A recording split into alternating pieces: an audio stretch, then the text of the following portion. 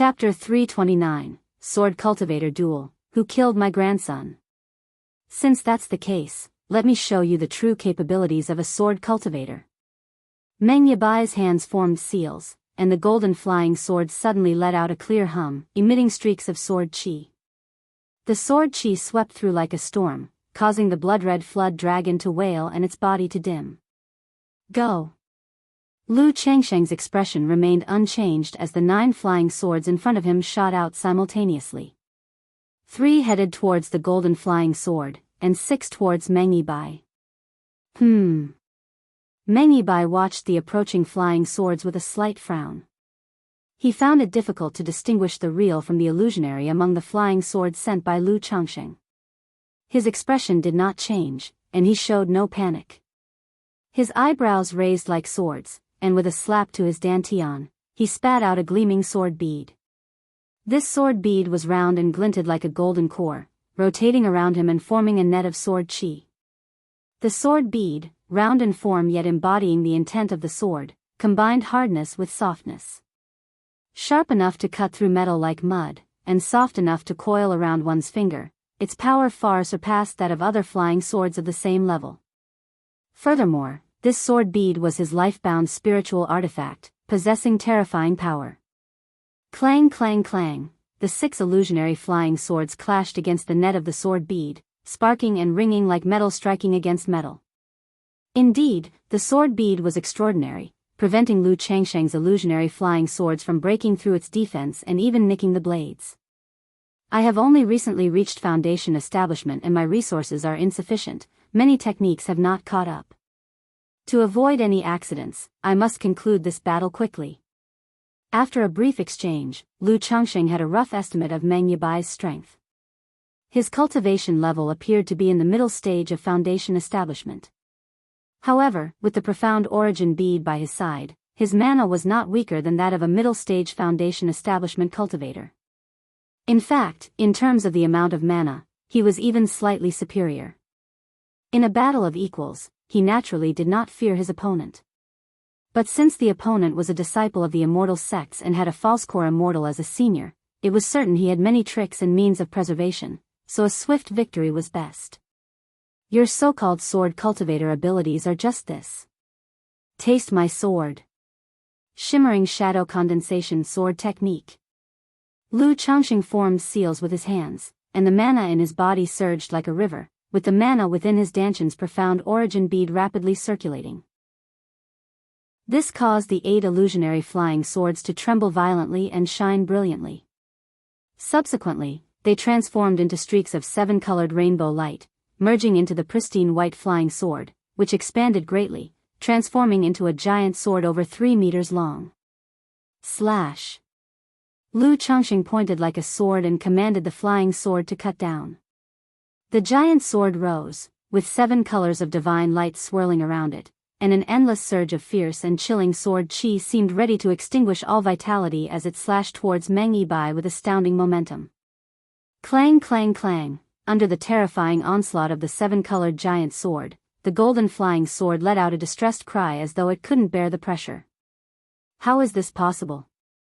How can you, a cultivator who has just broken through to the foundation establishment, have the ability to use such techniques, to have such power? Meng Yibai looked at the 7-colored giant sword, his eyelid twitching uncontrollably as shock took over his expression. As a sword cultivator, he was already considered unbeaten among his peers. Thus, he had not regarded Lu Changsheng, who had only just broken through foundation establishment, as a threat. Earlier, Lu Changsheng's shimmering shadow technique had merely made him acknowledge that Lu was an impressive talent. No wonder he had caught the eye of a prodigy like Xiao Xia. But now this technique was beyond what mere talent could account for. Or rather, this was definitely not a technique that a cultivator who had just broken through foundation establishment should have. Lu Changsheng's expression was indifferent, and he didn't reply, intent on slaying Meng Yibai with one sword. This youth has such astonishing methods, he must have obtained an unparalleled sword cultivation inheritance. Even if it costs me, it will be worth it to slay him. Meng Yibai's body burst with sword chi, and he took out a large tortoise shell to block the attack from the giant sword. The golden sword bead, after forming a heaven-covering sword chi net, suddenly burst forth in a flourish of sharp light, tearing through the air as it aimed for Lu Changxing. Simultaneously, a blue talisman appeared in his hand, glowing and pulsing with energy. Talisman treasure. Lu Changxing immediately noticed Meng Yibai's action. He recognized the blue talisman in his hand as a talisman treasure. Indeed, befitting a disciple of the immortal sects, talisman treasures seemed to be standard issue. Previously Xiao Xia had a talisman treasure by her side, and now so did this person. Go! Lu Changxing did not bring out his talisman treasure, the golden light brick, to counterattack. His golden light brick magical treasure had limited remaining power and was not suitable for prolonged use. He slapped his storage bag and released a top-grade shield magic artifact and his second-rank puppet to block the sword bead. Next, he channeled a continuous flow of mana into the seven-colored giant sword, pushing its power to the extreme, making it overwhelmingly powerful. Crack. In that moment, the tortoise shell magic artifact immediately showed a crack. Not good. Meng Yibai did not expect Lu Changxing's assault to be so aggressive. His own tortoise shell was a low-grade spiritual artifact. Yet, it seemed so fragile against the onslaught of the giant sword. Seeing Lu Changxing also had a second-rank puppet, he had no choice but to call his sword bead back to defend.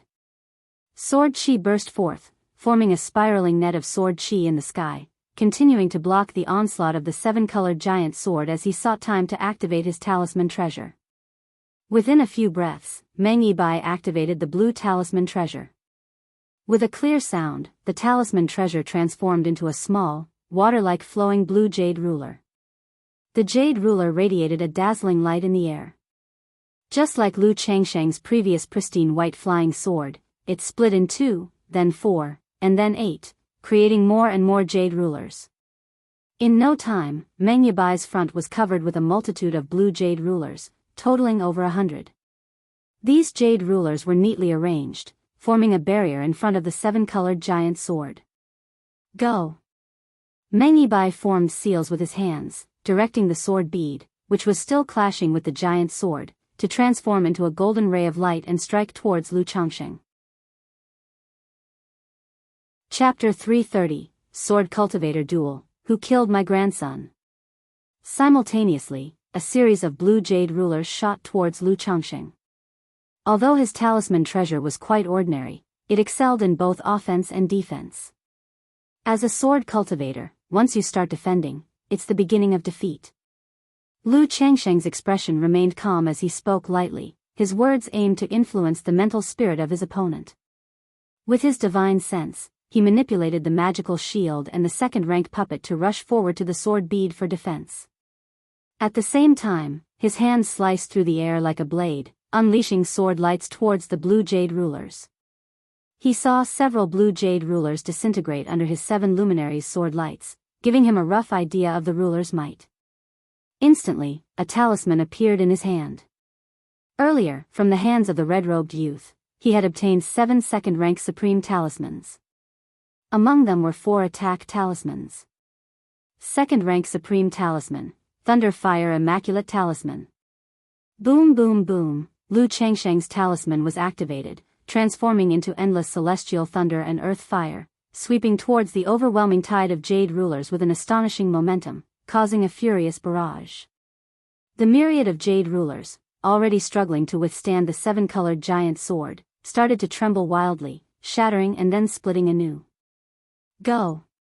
Seeing his second-rank puppet fall back step by step in front of the sword bead and suffer damage all over, Lu Changxing immediately reactivated the blood-red scissors, transforming them into a blood-colored flood dragon to charge at the golden sword bead.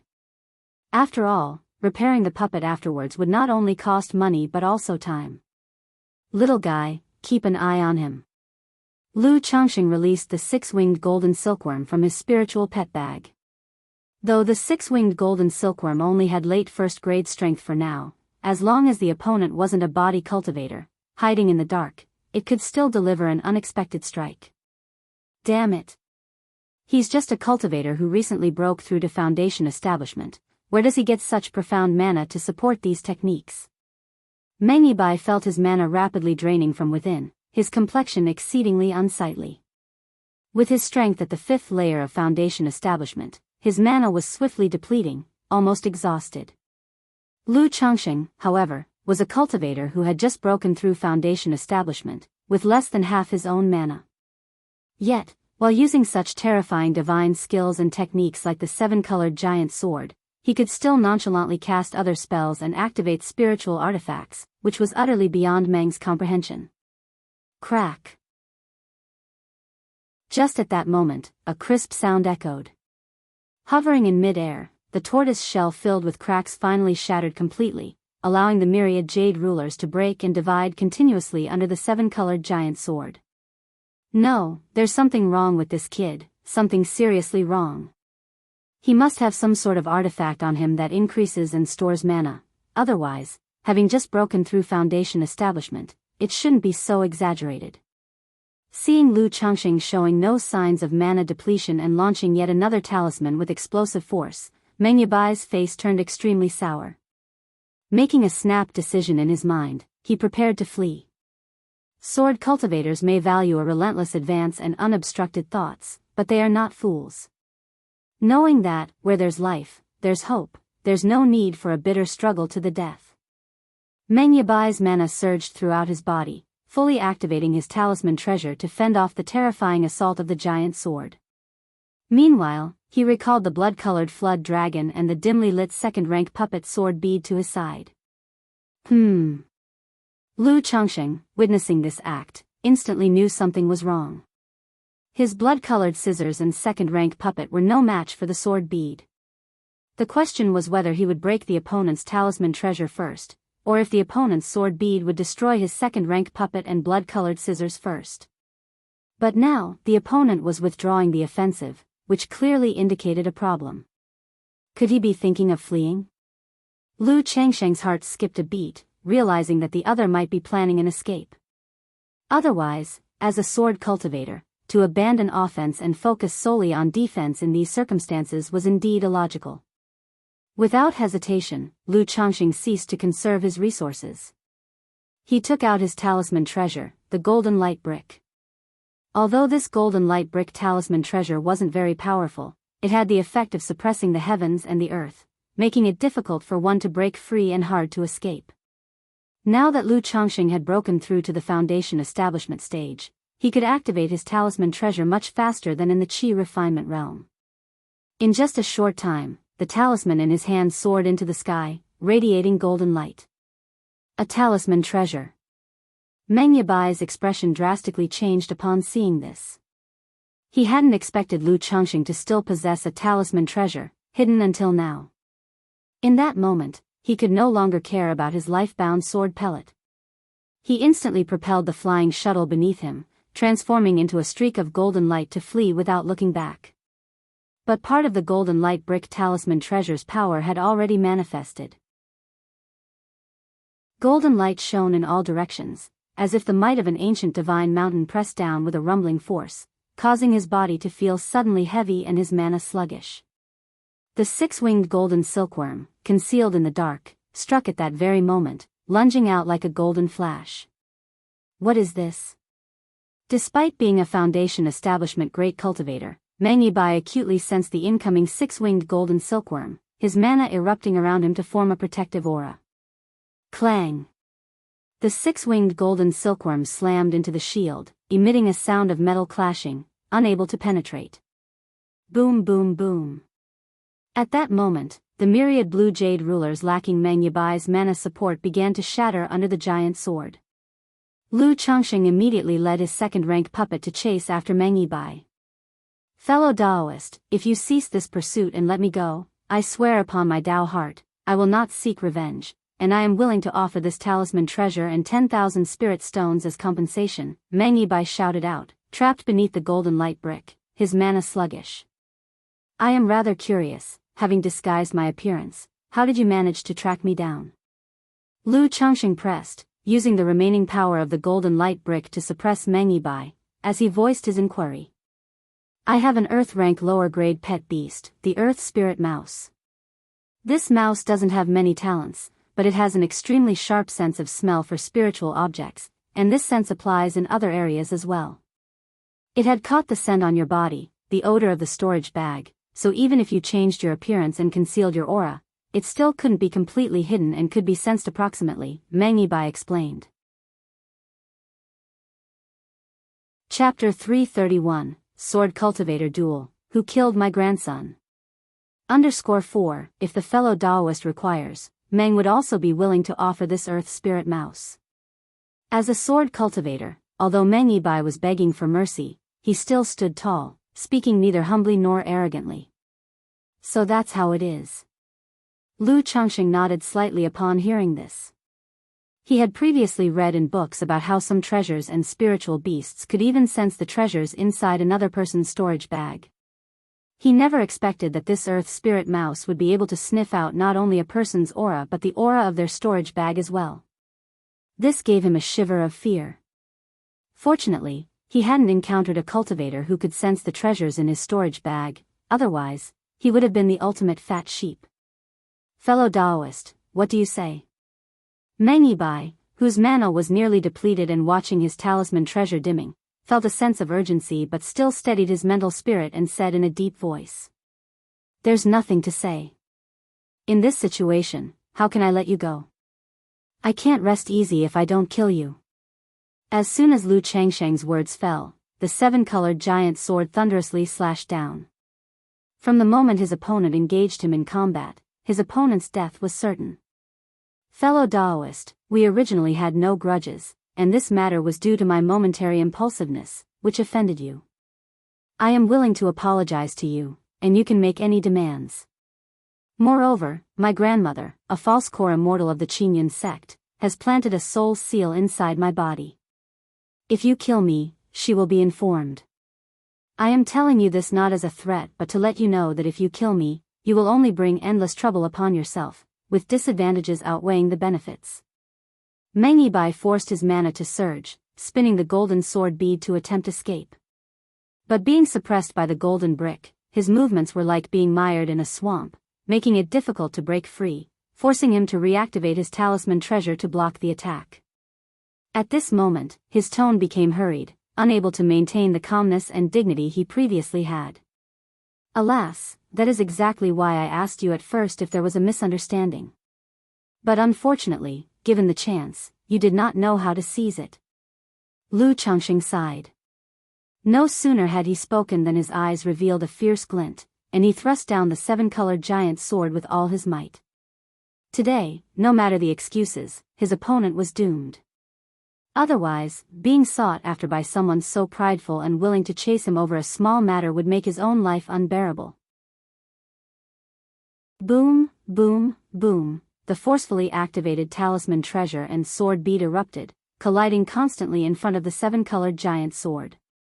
But his mana was largely expended, and he was suppressed by the golden brick, his mana sluggish. Facing such a fearsome assault, how could he possibly block it? Puchi! Puchi! Puchi! 5 spears from behind the second-rank puppet burst forth simultaneously, piercing through Mengyi's protective aura and then through his body like thunder. Pooh! In an instant, Mengyi spat blood and lost the strength to support his talisman treasure and sword bead against the attack. The next moment, the seven-colored giant sword descended like the opening of the heavens and the earth, slicing Mengyi's body in two, splattering blood and drenching the sky. My methods are still too few. Were it not for the mana enhancement and support from the profound origin bead, the outcome of this battle would have been uncertain. Not to mention, this flying sword isn't quite suited to me.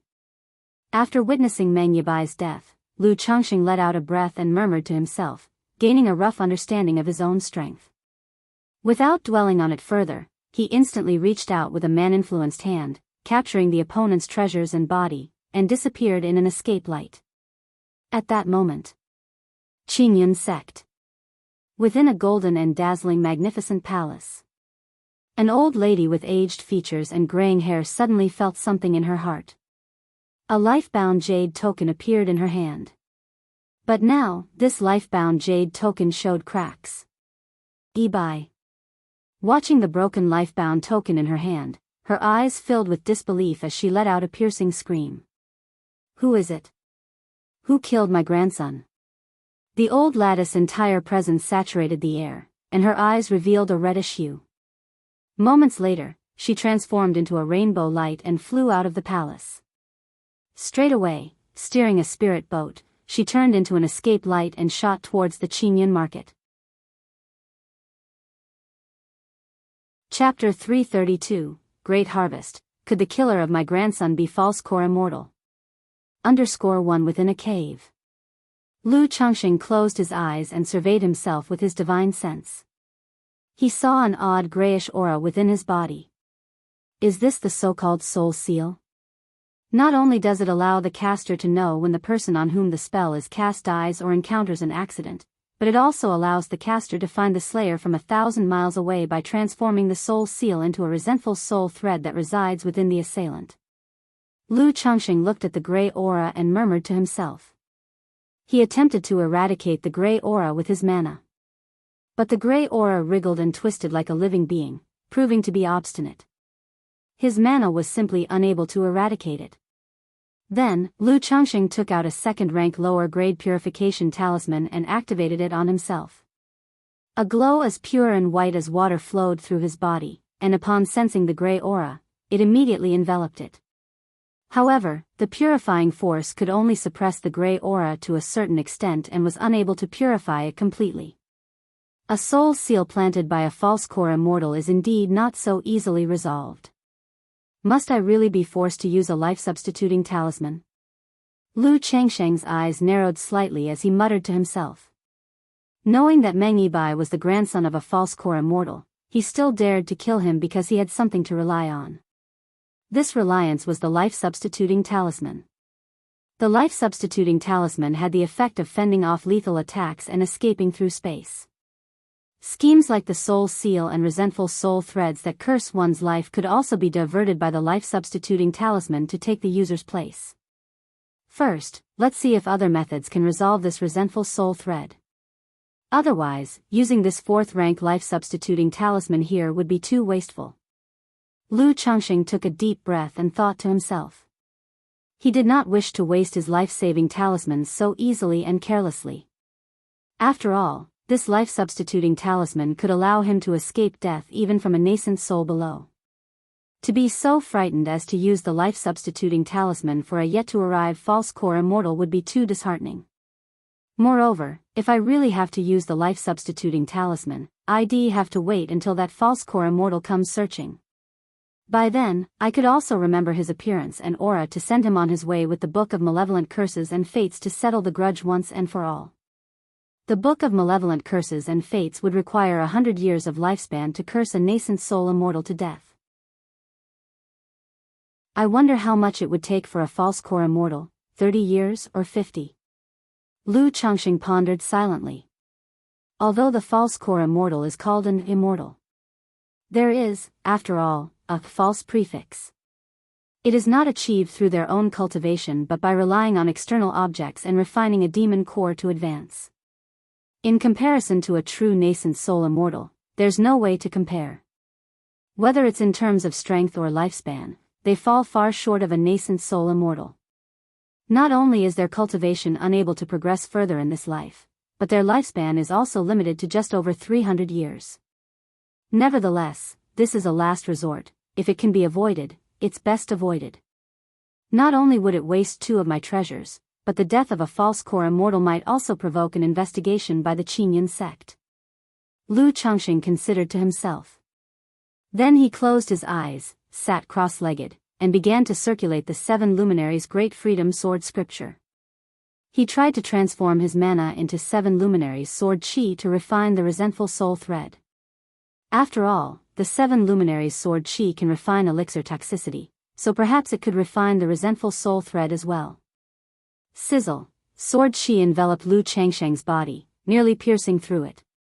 The 7 luminaries' sword chi inside him, like serpentine dragons, wrapped around the resentful soul thread, emitting a sound like fierce fire crackling in oil. Despite being engulfed and devoured by the 7 luminaries' sword chi, the resentful soul thread still stubbornly twisted and writhed. Moments later. It really works. The 7 luminaries' Great Freedom Sword scripture, as an orthodox level cultivation technique, has the power to refine even a false core immortal's resentful soul thread. But this refining speed is too slow. It will take at least 2 or 3 days to refine this resentful soul thread completely. In 2 or 3 days, that false core immortal might find me. Lu Changxing opened his eyes, a trace of joy on his face. Recalling how the second-rank purification talisman had a suppressive effect on the resentful soul thread, he took out another second-rank lower-grade purification talisman and activated it on himself. As the purifying force flowed through his body towards the resentful soul thread, Lu Changxing immediately began refining the gray aura with his 7 luminary sword qi. Indeed, under these conditions, his efficiency in refining the resentful soul thread doubled. By the time the effects of the purification talisman wore off, Lu Changxing had refined about 1/10 to 1/5 of the gray aura. If I had a second-rank supreme purification talisman to suppress this resentful soul thread, perhaps I could refine it quickly. After seeing the method's effectiveness, Lu Changxing promptly took out the talisman pens and talisman materials for second-rank talismans he had bought from the marketplace from his storage bag. He began to draw a second-rank supreme purification talisman, planning to rely on the talisman's assistance to rapidly refine the resentful soul thread. Having just been through a magical combat, not only was his mana spent, but his heart had not completely calmed yet. Therefore, Lu Changxing did not start by drawing a second-rank supreme talisman. Instead, he first drew a second-rank middle-grade purification talisman to recover his touch and calm his heart. An hour later, Lu Changxing held the talisman pen and slowly outlined a second-rank middle-grade purification talisman, infusing it with mana. The talisman paper radiated with a white light, surging forth and bringing the talisman to form. After completing this talisman, Lu Changxing did not rest. He began drawing a second-rank upper-grade purification talisman. It took Lu Changxing about half an hour to finish drawing this second-rank upper-grade purification talisman. Talisman making is such, the higher the grade of the talisman being drawn, the more difficult and complex it becomes, and the more time and mana it consumes. However, Lu Changxing not only possessed a maxed-out talisman-making skill at the second rank, he also had the profound origin bead, acting as a second dantian. Inside it, he stored 9 times his own mana, which kept his mana nearly inexhaustible and spared him the worry of insufficient mana. Chapter 333, Great Harvest. Could the killer of my grandson be false core immortal? Moreover, having broken through to Foundation establishment, Lu Changxing was not so easily fatigued in his mental spirit just by drawing a few talismans. Phew!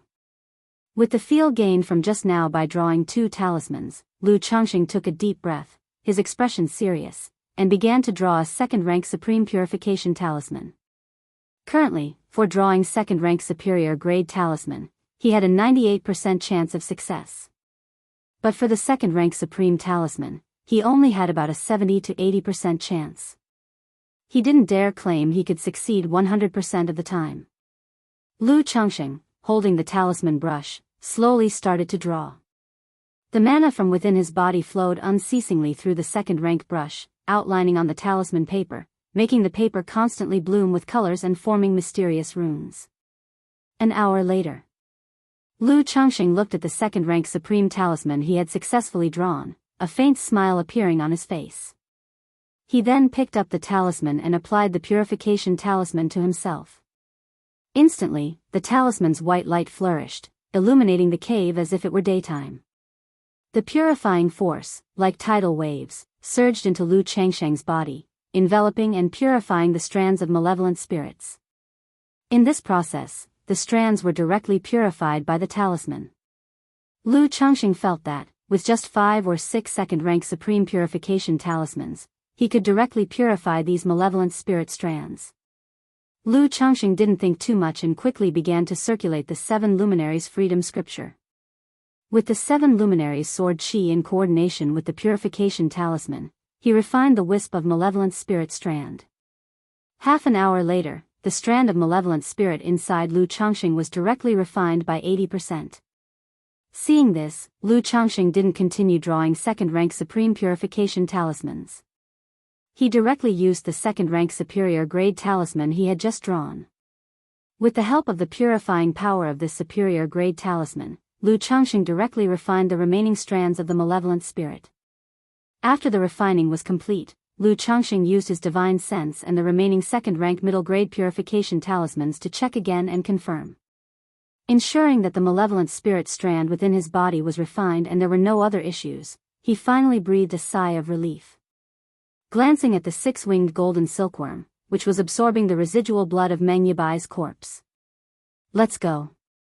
Lu Changxing beckoned, recalling the six-winged golden silkworm. Then a fireball technique shot out, burning Meng Xiaobai's body to ashes and causing the cave to collapse. Only then did he take out an escape talisman and quickly depart. After continuously fleeing for several hundred miles, Lu Changxing finally started to rest. He took out 2 elixir medicines and swallowed them to restore his physical strength and mana. Only then did he start to sort through Meng Yibai's storage bag to see what gains he had made. This is a sword cultivator, huh? Apart from a flying sword and a life-bound sword pellet, there is only one tortoise shell magic artifact. He doesn't have any other magic artifacts. Lu Changxing glanced at the storage bag, giving it a cursory sweep with his divine sense. He discovered that surprisingly, there were no magic artifacts inside, just spirit stones, spiritual medicine, and various elixir medicines. Immediately afterward, Lu Changxing set aside the spirit stones, spiritual medicines, and various precious materials. He picked up a medicine bottle, sniffed the aroma and nodded, this should be origin nurturing elixir, and there are still 7 pills, not bad. This should be harmonizing energy elixir. Lu Changxing evaluated each elixir medicine bottle one by one.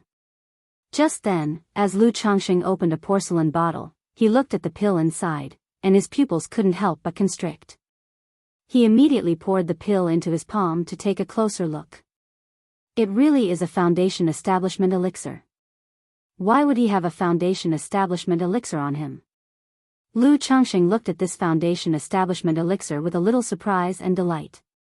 He really hadn't expected Meng Yibai to have a foundation establishment elixir on him. He had been thinking about getting a genuine foundation establishment elixir for Lu Miaoge. After all, with Lu Miaoge's talent, wanting to make a breakthrough in foundation establishment without a foundation establishment elixir was almost impossible. So he planned, once Lu Miaoge reached Qi refinement perfection, to visit the 3 great immortal cities to see if he could get a foundation establishment elixir through some channel or at an auction. Never did he expect to find what he sought without putting much effort into it and inadvertently obtaining a foundation establishment elixir from Meng Yibai. Moreover, it was exactly the genuine foundation establishment elixir he needed, not some inferior product. Now that I have the foundation establishment elixir as well as the 3 suns elixir and foundation establishment spirit objects, Sister Miaoge's foundation establishment should be secure. Lu Changxing didn't think too much about where Meng Yibai got the foundation establishment elixir from. He was simply grateful for the kind person's gift. He carefully stored the foundation establishment elixir, preparing to give it to Lu Miaoge when the time came. After all, she was currently his only wife with hopes of achieving foundation establishment. If he had the ability to assist her, he would naturally lend a hand. For Lu Miaoyun, Chu Zhenjin, and Lu Miaohuan, he currently had no way to assist them. After clearing up the storage bag, Lu Changxing opened the spiritual pet bag. He immediately saw a palm-sized golden-furred, endearingly clumsy, hamster. A hamster? Lu Changxing saw this innocuous, somewhat cute golden hamster and was stunned. After all, in the cultivation world, he had seen many ferocious demon beasts. Suddenly seeing such a harmless and endearingly clumsy hamster really caught him off guard. Is this the Earth Spirit Mouse? Lu Changxing looked at the golden hamster and immediately knew, this must be the Earth-rank low-grade bloodline demon beast, the Earth Spirit Mouse, that Meng Yibai had mentioned. It was relying on this Earth Spirit Mouse that the other party had detected his scent, seeing through his disguise. Lu Changxing took the beast control token from the storage bag into his hands. Then, with a subtle movement of his mental spirit, he released the golden hamster from the spiritual pet bag. Squeak, squeak, squeak, when the little hamster appeared and saw Lu Changxing, it displayed fear and trepidation. This demon beast, although possessing an earth-grade bloodline, was primarily skilled in its sense of smell and used for treasure hunting. It was not combat-oriented and was quite timid. Now with only late-stage first-grade power, the hamster naturally felt fear and trepidation in the presence of Lu Changxing, a Foundation establishment cultivator. Moreover, Lu Changxing was holding in his hand the beast control token that decided its fate.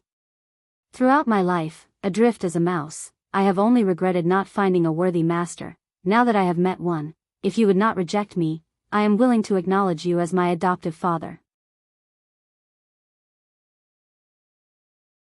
Chapter 334, Great Harvest. Could the killer of my grandson be false core immortal?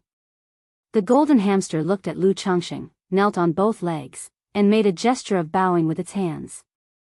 Through the beast control token, it also sent a mental communication. Lu Changxing received this mental communication and looked at the little hamster in front of him, somewhat surprised. He hadn't expected that this demon beast would possess such intelligence. Like his own six-winged golden silkworm, despite being of heavenly grade bloodline, it utterly lacked any intelligence. All it knew was to kill, kill, kill. This is indeed the two extremes. Lu Changxing smiled, picked up the hamster in front of him to inspect it, and gave it a couple of rubs. The golden fur was like silk, very comfortable to the touch. This earth spirit mouse has an extremely keen sense of smell for heaven and earth spiritual objects. If one is exploring a secret realm or dungeon, having such a demon beast can easily double the efficiency. What a pity I hardly ever run dungeons. Lu Changxing looked at the hamster and smacked his lips. But he didn't feel it was a waste. This treasure-seeking mouse was quite good for the family. Moreover, if he didn't use it, he could at least sell it for tens of thousands of spirit stones later on. However, what demon beast's egg is this? Lu Changxing put the hamster back into the spiritual pet bag. With a slight movement of his mental spirit, a pale green egg, the size of a watermelon, appeared. When he checked the spiritual pet bag, he saw that besides the earth spirit mouse, there was also a pet beast egg. But looking at the egg's appearance, he couldn't discern which demon beast's egg it was. Being in the spiritual pet bag of a second-generation cultivator, it mustn't be an ordinary demon beast's egg. Lu Changxing held the egg and examined it for a few moments. He could tell that there were normal life signs within. But it would take some time before it could hatch. He put the spiritual pet bag away again, planning to study it later. Although there are only just over 6,000 spirit stones, and there are no other magic artifacts.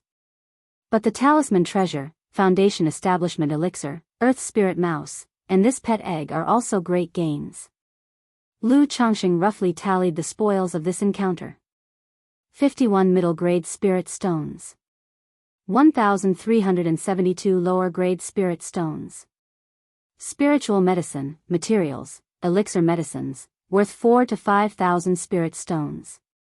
Then there were the talisman treasure, the golden flying sword, the life-bound sword pellet, the flying shuttle, as well as the Foundation establishment elixir, the earth spirit mouse, and the pet egg. Several hours later. A streak of escape light cut through the air, descending from the sky. It arrived at the place where Meng Yibai and Lu Changxing had fought. Yibai should have fallen here. The old crone stood on the spirit boat, her eyes emitting a faint glow, surveying the surroundings. After a while, her expression turned extremely grave. As a sword cultivator, Yibai was invincible at his level, and with the blue jade ruler talisman I gave him for self-defense, he could even escape from those in the late stages of Foundation establishment. Yet not only has he fallen here, but the soul seal I planted inside him has also disappeared. Could it be that the person who killed Yibai is a false core immortal? The old crone's face was serious, her eyes slightly vacant as she murmured to herself. She could only deduce that her grandson had died here from some residual auras, but could not understand the specific circumstances. The absence of the soul seal and vengeful spirits made her realize that the person who killed her grandson was not simple. It was very likely a false core cultivator. But the next moment, she shook her head slightly, feeling it was unlikely to be a false core cultivator. If it were a false core cultivator, they wouldn't have left behind so much residue of a magical duel. Moreover, even if her grandson was audacious and recklessly confident in his abilities to overcome all challenges, he would not have provoked a false core immortal. If it were a Foundation establishment cultivator, the old crone's expression grew even graver. Realizing that if a Foundation establishment cultivator had killed her grandson and dealt with the vengeful spirit thread, then this indicated that the opponent was extraordinary. Behind them could very well be a false core immortal, or even a nascent soul immortal. Otherwise, they wouldn't dare to kill her grandson. Alas, I warned Ibai many times, being too rigid can lead to breakage, those who advance too boldly retreat quickly, the true strength of an unsheathed green peak lies in its concealment. Cultivating the sword Tao is not about blindly seeking sharpness. The old crone, with hands clasped behind her back, suddenly sighed, murmured to herself, and stooped a little more. At this moment, even though her heart was filled with myriad feelings of outrage and hatred, she had nowhere to vent them. Furthermore, guessing that the person who killed her grandson was no small fry also made her wary. After all, she had only a few decades of life left. The entire family relied on her, the old ancestor, for support. Now that Meng Yibai, the pillar of the family's future, was dead, she, as the old ancestor, had to keep supporting it so that the family lineage would continue. Yibai was serving as the record chief in the marketplace. Why would he suddenly be here, fighting with someone? The old crone paused for a moment, her eyes squinted into slits, still pondering her grandson's affairs. Even though she was apprehensive, she couldn't simply give up and ignore the revenge for her grandson's death. Suddenly, the old crone controlled her spirit boat and flew toward the Qingyun market. She intended to investigate the reason her grandson left the market and why he ended up in combat. Chapter 335, The Seven Luminary Stars Sword, Second Transformation Peach Blossom Goo. _1 Lady Meng arrived at the Qingyun market and began to inquire about the recent circumstances of her grandson, Meng Yibai, and whether anything had happened within the marketplace. Since the Qingyun market was established by the Qingyun sect, she, as a false core immortal, naturally found it quite effortless to obtain this kind of information. Before long, she had a general understanding of her grandson's recent situation and the latest developments in the marketplace. Among these, she sharply picked up on a piece of information. Xiao Xie was making her attempt at Foundation establishment in the Qingyun market. Moreover, Xiao Xie was not attempting Foundation establishment alone. She was also co-renting a cave dwelling with a man to make the attempt. Upon learning this news, Lady Meng realized in her heart that her grandson's death from an external conflict could very well be related to this matter. She knew her grandson's temperament very well, and was aware of his pursuit of Xiao Xie. It was she who first brought it up, hoping her grandson could take Fairy Shiyu as his cultivation partner. If her grandson knew that Xiao Xie had come to the Qingyun market for Foundation establishment, he would surely go to offer his congratulations. But upon seeing Xiao Xie being intimate with another man, sharing a room, feelings of jealousy and even murderous intent towards the man would surely arise. Xiao Xie. Lady Meng's complexion turned somewhat unsightly. Unexpectedly, the matter had somehow become entangled with Xiao Xie. The lead pointed back to Xiao Xie. However, even knowing the matter was related to Xiao Xie and could be investigated through her, she dared not go to Xiao Xie to inquire. For one, she herself was not in the right in this matter. If a man could share a room and attempt Foundation establishment with Xiao Xie, even if they were not cultivation partners, their relationship was certainly not shallow. In such a situation, her grandson getting into trouble due to jealousy and meeting his demise was simply courting death. Seeking her out herself might even offend Xiao Xie. She was certainly not afraid of Xiao Xie, but Xiao Xie's status was special. She had Yun Wanshang, a core formation master, as her mentor. Even as a false core immortal, she dared not offend the esteemed Kaiyun true immortal. After all, this was a true nascent soul immortal. Especially since the Kaiyun true immortal had real power within the sect and was extremely protective of her own. Just a year ago, she even drew swords with Qiang Peak over matters concerning her disciple, Xiao Xie. With such a temperament, Lady Meng knew she could not provoke her. If this true immortal of Kaiyun learned of the matter and targeted her, one strike aimed at her, and she feared she would have to prepare her last rites in advance. Furthermore, learning that the person had just broken through to the Foundation establishment confirmed her previous suspicions. The assailant behind her grandson's slaying must have had someone else supporting him, most likely a false core immortal, or even a nascent soul immortal. Otherwise, how could a person who had just achieved Foundation establishment possibly defeat her grandson? Let alone slay him. Sigh. After having a general understanding of the cause and effect, Lady Meng let out a deep sigh. Her stature dejected, she left the Qingyun market in her spirit boat, heading back to the Qingyun sect. She planned to spend the following days peacefully within the Qingyun sect. This flying sword is indeed a bit more suited to me than the red-robed young man's spiritual artifact flying sword, Lu Changxing spoke after refining Meng Yibai's golden flying sword, toying with it for a while.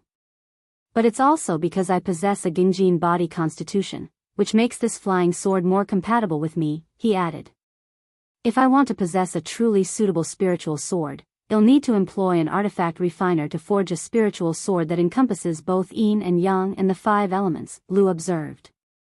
Practicing the 7 luminaries' great freedom sword scripture, Lu Changxing was naturally very clear about what kind of spiritual sword he needed to maximize his strength.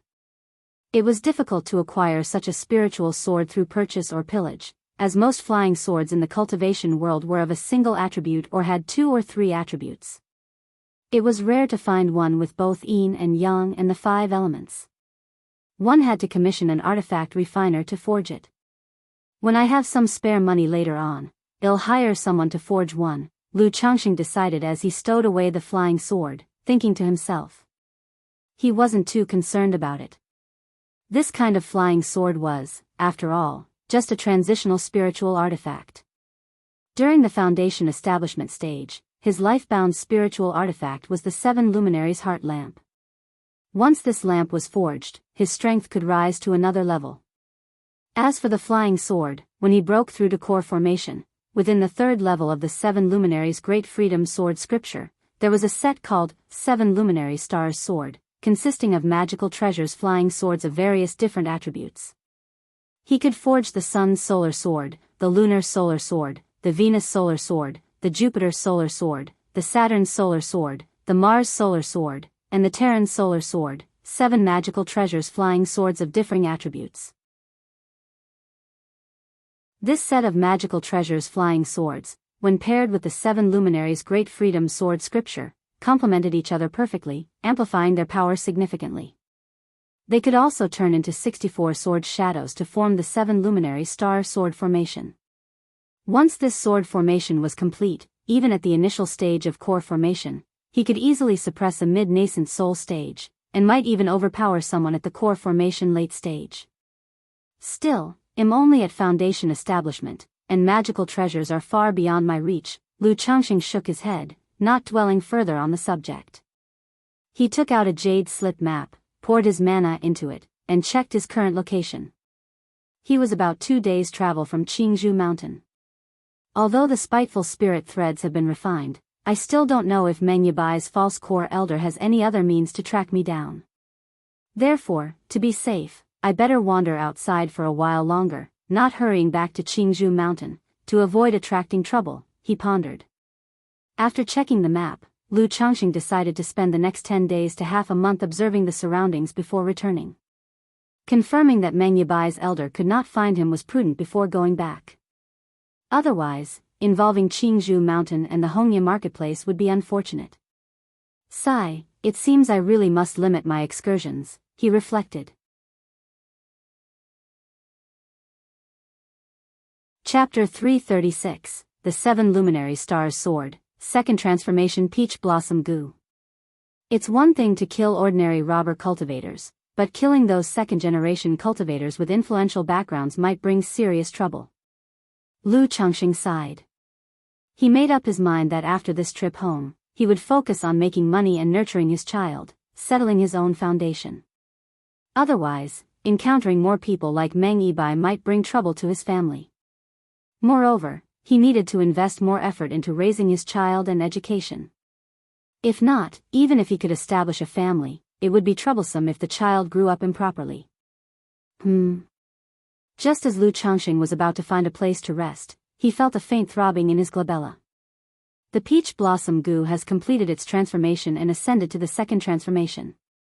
The next moment, Lu Changxing knew what this trembling sensation was about.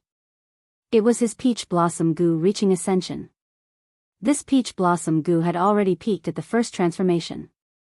But due to the limitations of his own cultivation level, it had been unable to transform and ascend to the second transformation.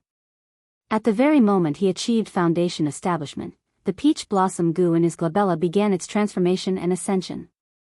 Now, a month had passed, and the peach blossom goo had completed its transformation, successfully ascending to the second transformation.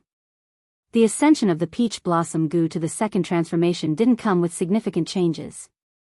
Just an enhancement of its 3 original effects. This made his peach blossom luck even more prosperous.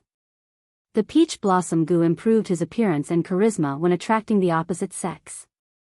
As well as its proactive effect, enhancing the affliction of the 5 aggregates peach blossom poison. With the peach blossom gust ascension, my peach blossom luck has increased even further. I'd better go out less. Otherwise, I might encounter peach blossom luck the moment I step out of the door. Lu Changxing stroked his chin and chuckled lightly. Immediately, he descended toward a large mountain in front of him. Planning to pause here for half a month. To see if the false core immortal backing Meng Yibai would find him. If they did come looking, he would proceed as planned, fleeing with a life-substituting talisman and settling scores using the Book of Malevolent Curses and Fates. If not, naturally that would be best. After visiting the true immortal Du at the Qingyun market, Xiao Xie didn't delay and returned directly to the Qingyun sect. Upon her arrival at the sect, she headed straight for Kaiyun Peak. She went to voir her master at the magnificent palace at the very peak. As soon as she arrived in front of the grand hall, Xiao Xie saw on the stairs a woman clad in colorful clouds, her hair done up in a cloud bun, with an appearance as stunning as a heavenly maiden, noble and gorgeous. It was her master, Yun Wanshang. Apparently, her master knew she had returned and was waiting for her here. Master. Xiao Xie immediately greeted her with a respectful curtsy. Shiyu, you have not disappointed your teacher, Yun Wanshang said, with a faint smile on her face as she looked at her disciple. She had received early news from the real immortal Du at Qingyun market of Xiao Xie's success in foundation establishment. She also knew that Xiao Xie was not alone in her breakthrough. She had undergone foundation establishment together with Lu Changxing. After hearing this news, she felt reassured on the one hand, yet also experienced an indescribable complexity. It was reassuring that Xiao Xie had overcome her emotional ordeal, reached a complete state of mind, and succeeded in foundation establishment. The complexity was due to the situation between Xiao Xie and Lu Changxing. Although she had been prepared for this, actually learning that Lu Changxing and Xiao Xie underwent foundation establishment together still left her feeling complex. This meant that her connection with Lu Changxing was completely severed. Upon learning of Lu Changxing's foundation establishment, she felt an inexplicable irritability. She was afraid that Lu Changxing would activate the jade pendant to contact her. After all, when she had given the jade pendant to Lu Changxing, she had said that once he achieved foundation establishment, she would give him a chance.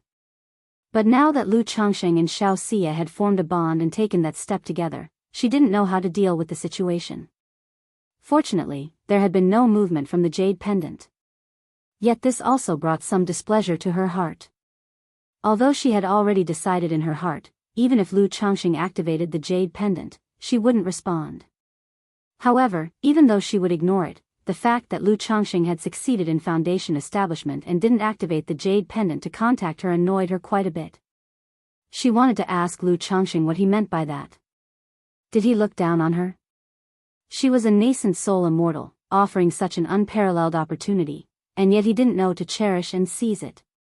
Master, I have still disappointed you, Xiao Xie said softly, pursing her lips. Yun Wanshang was slightly startled upon hearing this. She then examined Xiao Xie carefully. Immediately noticing that Xiao Xie's magical aura was slightly amiss.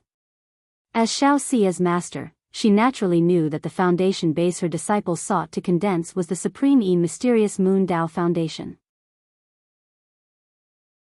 This foundation base was quite impressive even among perfect foundation bases, not only for its robust foundation of mana but also for complementing Xiao Xia's constitution.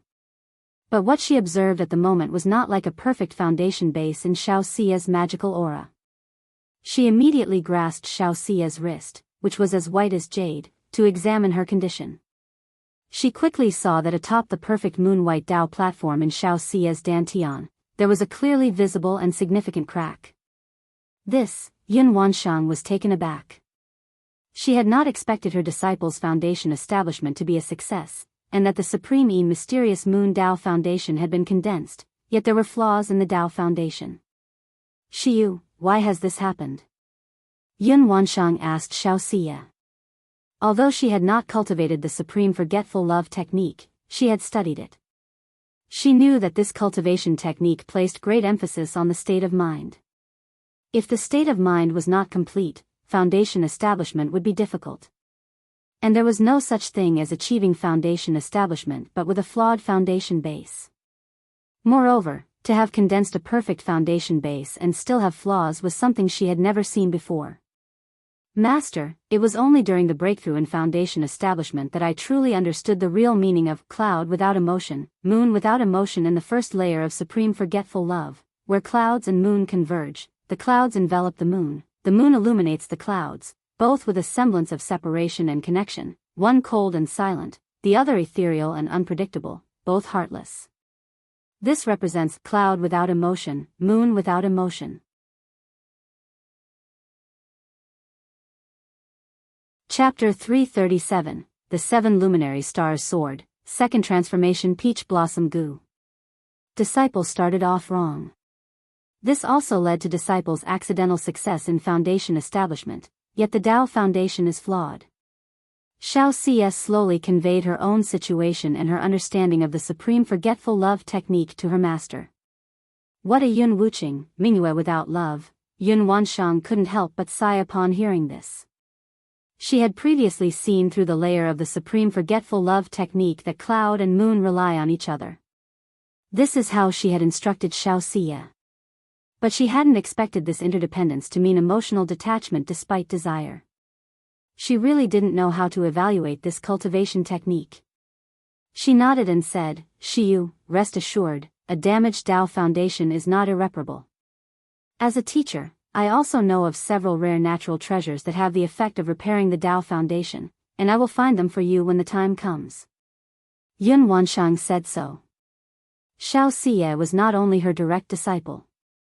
In her view, this cultivation mistake and the damage to the Tao foundation were also related to her as a teacher. Initially, when she instructed Xiao Xia in her cultivation, she did not show the clear path. It was also because of her guidance that Xiao Xia took the wrong path. Master, disciple considers this to be a blessing in disguise. Xiao Xia gently shook her head, and a bright and gentle smile appeared on her cool face as the ice and snow melted away. Yun Wanshang looked at her disciple and was slightly taken aback upon hearing these words. One reason being that she didn't fully understand her disciple's meaning. Another was that it had been a long time since she had seen Xiao Xia smile like this. After mastering the supreme forgetful love technique, although Xiao Xia was not entirely cold-faced in front of her master, her expression only became somewhat gentler and was not usually like this. This made her realize that there must have been significant changes in her disciple following this foundation establishment. Master, although there are flaws in this foundation, it has led me to understand the true essence of the supreme forgetful love technique. I have also realized the meaning of the second level, cloud with affection, moon with affection. If your disciple can cultivate this level to perfection, there is hope to completely restore the Tao foundation. Xiao Xia said. She knew she couldn't hide the damage to her Tao foundation from her master, Yun Wanshang, so she was upfront about it. But the fact that Lu Changxing could repair the Tao foundation was too astonishing. Therefore, she chose to attribute this to the supreme forgetful love technique. In the future, when her Tao foundation was restored to perfection, even taken a step further, she could have a reason to explain it. Moreover, she wanted to continue descending the mountain to cultivate with Lu Changsheng and needed her master Yun Wanshang's approval. It wasn't just about such cultivation in the marketplace. In the Qingyun sect, after a disciple succeeds in foundation establishment, the sect also arranges tasks. Even if she was the disciple of a nascent soul immortal. So she needed to speak openly about it to ask for her master's approval, to temporarily put aside her duties. Cloud with affection, moon with affection, repairing the Tao foundation on your own, Yun Wanshang was somewhat shocked upon hearing this. The supreme forgetful love technique seemed even more mysterious and profound in her heart. She wondered whether it was right or wrong to let Xiao Xie choose this cultivation technique initially. After all, even with her vision as a nascent soul immortal, she had not yet fathomed the true meaning of this technique. One can imagine its difficulty in cultivation.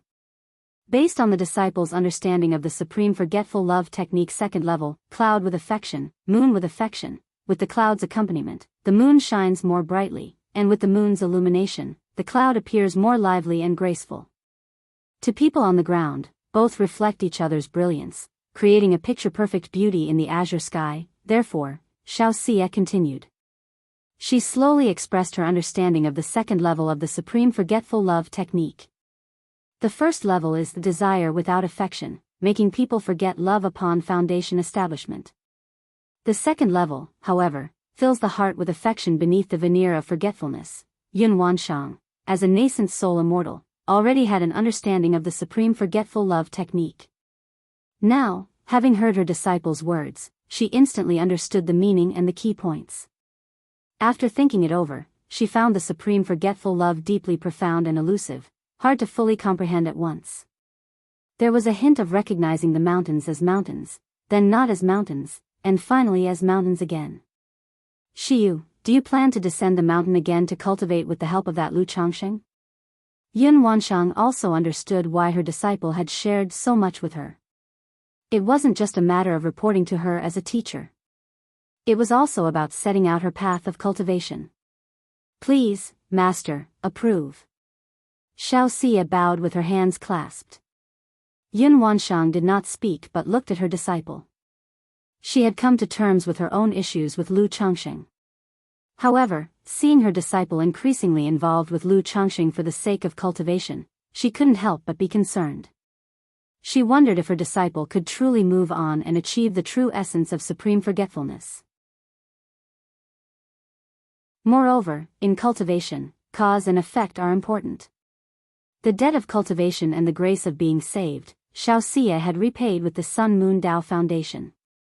But if the cultivation continued like this, how would she repay the debt and resolve the cause and effect? Their eyes met. Looking into Xiao Xie's clear, water-like eyes, as serene as the 9 heavens' bright moon, Yun Wanshang finally nodded. I permit it, she said. Take the token from your teacher, go to the record hall to register your cultivation level, and then be exempted from sect duties. Yun Wanshang took out a token and gave these instructions. Thank you, Master. Xiao Xie expressed her gratitude respectfully. Shiyu, the second level is cloud with affection, moon with affection, but the third level, cloud without affection, moon without affection, may well be the true supreme forgetfulness. Having listened to Xiao Xie's words, Yun Wanshang also had a deeper understanding of the later stages of the supreme forgetful love technique and advised accordingly. Please rest assured, Master. Xiao Xie understood her master's intentions and replied with a radiant smile.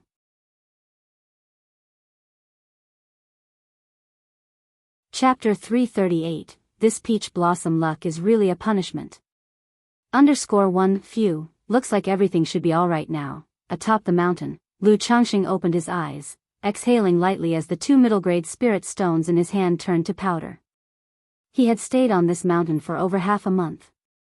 Besides a few wild beasts coming to offer themselves as meals, no one had searched for him at all. So Lu Changsheng was also preparing to return. After all, if they really had the means, half a month was more than enough time to find him. The fact that no one came for so long also indicated that there was no trouble. Stepping out of the cave, Lu Changsheng released the iron feather eagle, ready to take off, when he saw flames reaching towards the sky from a small mountain village at the base of the mountain. What's happened there, bandits? Lu Changsheng's brows furrowed slightly as he looked carefully and faintly heard cries and screams. Seeing this, he put the iron feather eagle back into the spiritual pet bag and turned into a streak of escape light to check the situation. Although he wasn't someone who would normally intervene in others' affairs, this looked to be a raid by bandits, wielding torches and looting. He had heard about such things in his youth, before his memories were awakened. Now that he had come across it, he would lend a hand where he could. After all, to be human is to have basic morals.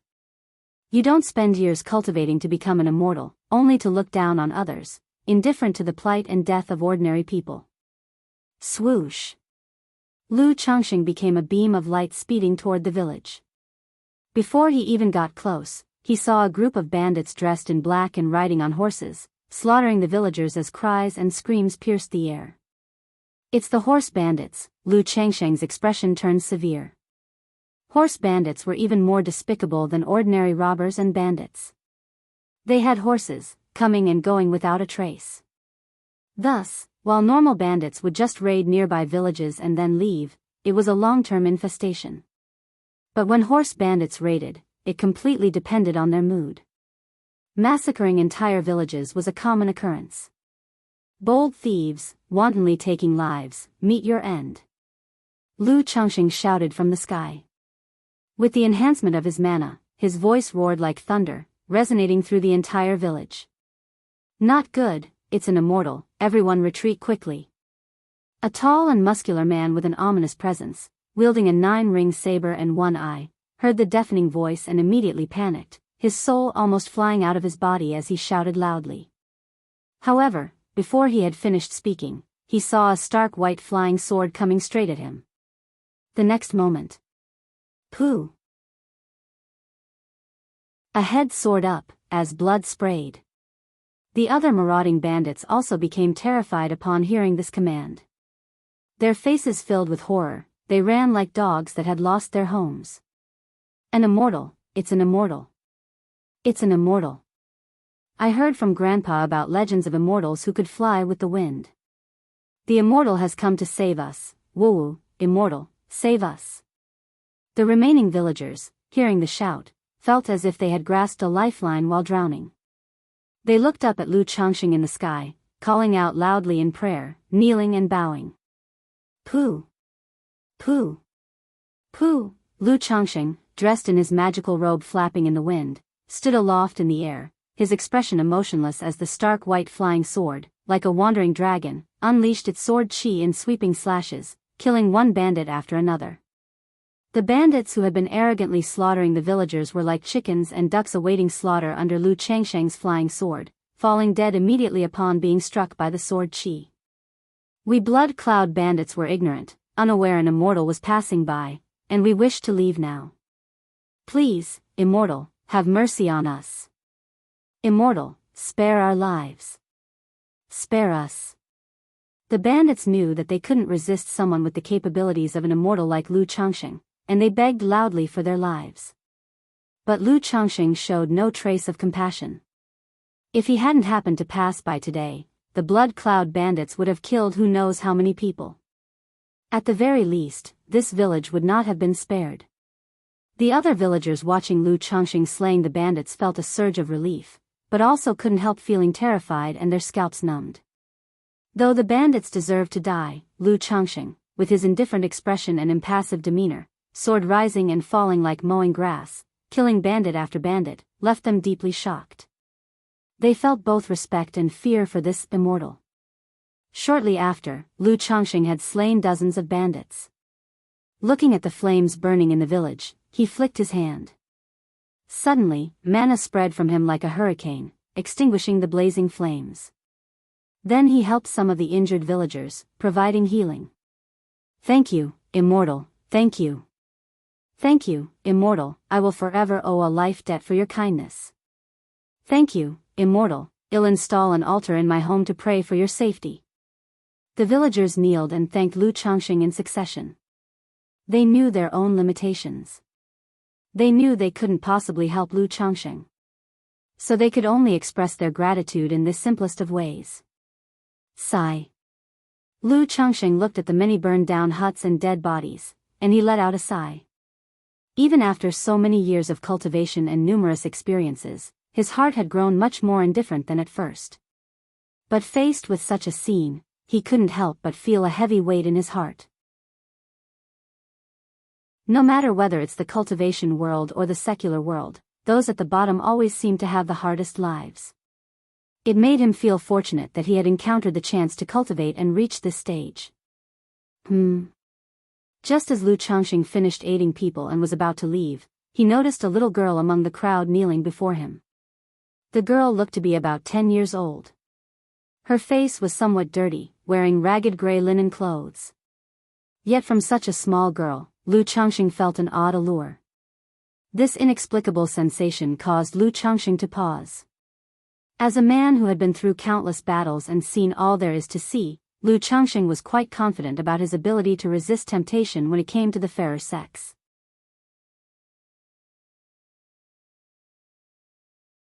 Chapter 339, This Peach Blossom Luck is Really a Punishment. He absolutely didn't believe he could have inexplicable thoughts about a little girl. Especially such a dirty little girl. This little girl has a problem. Lu Changxing scrutinized the little girl carefully.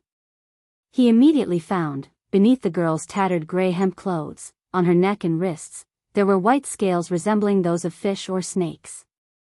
A half-demon? Seeing these scales, Lu Changxing raised an eyebrow. But he didn't sense any demonic energy from the little girl. He employed his spiritual eye technique, looking at the little girl. He saw a faint spiritual energy swirling around her, indicating she possessed a spiritual root. There's a problem, definitely a problem. At this moment, Lu Changxing became even more aware of the issue with the little girl. He had recently achieved foundation establishment, shedding his mortal shell, and his spiritual perception and senses had all improved. Even without using the spiritual eye technique, he could tell whether a person had a spiritual root or not. Yet he hadn't noticed the spiritual root in the little girl before. It was only after using the spiritual eye technique that he saw the spiritual root in the little girl. Could it be some special constitution? Lu Changxing scrutinized the little girl, thinking to himself. The little girl seemed to sense that Lu Changxing was looking at her, and fearfully shrank her petite body. Immortal, it must surely be this monster that brought the bandits. A villager who saw Lu Changxing examining the little girl immediately spoke out. That's right, she's a disaster star. It's this monster that nearly doomed our village. We implore you, Immortal, to eliminate this monster. Soon, several more villagers spoke out. The little girl, upon hearing these words, immediately began to tremble with fright, her eyes brimming with tears. Little girl, don't cry, don't cry. A nearby old woman with gray hair and dressed in gray hemp clothes immediately hugged the little girl to comfort her. Granny Zhao, this monster is a disaster star, and since you adopted it, that's why your son and daughter-in-law never returned from their work outside. Another villager spoke out. This statement instantly caused the old woman to stiffen. What's the matter with this little girl? Lu Changxing raised his hand slightly and asked in a mild tone. He saw that the little girl was problematic. But he could not see exactly what the issue was. Now he heard the words of the people. It seemed that the villagers had long known that there was something wrong with the little girl. Reporting to the Immortal, this monster was originally Suer's daughter. Suer used to be a famous hunter in our village, but ever since the birth of this monster, his life became miserable. First, his wife died in childbirth while delivering their second child. Both the mother and child perished. After a few years, Suer himself never returned from a hunting trip in the mountains. Granny Zhao, out of pity, adopted her, but when she was 7 or 8, she started growing scales on her body, just like snake scales. If that's not a monster, then what is? Moreover, after Granny Zhao adopted this monster, her son and his wife went to the city to work and they too have not returned. Now that our village was doing well, it suffered a bandit attack, which must surely be caused by this disaster star. A few villagers said. Disaster star, monster. As for a monster, Lu Changxing couldn't deny it.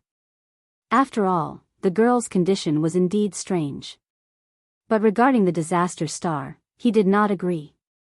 In this era, especially for poor families, childbirth was fraught with great risk.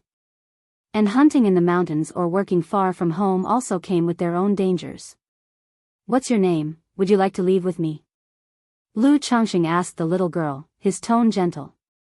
He saw that the girl was extraordinary, problematic. Since this village couldn't accommodate her, he thought it best to take her away and care for her.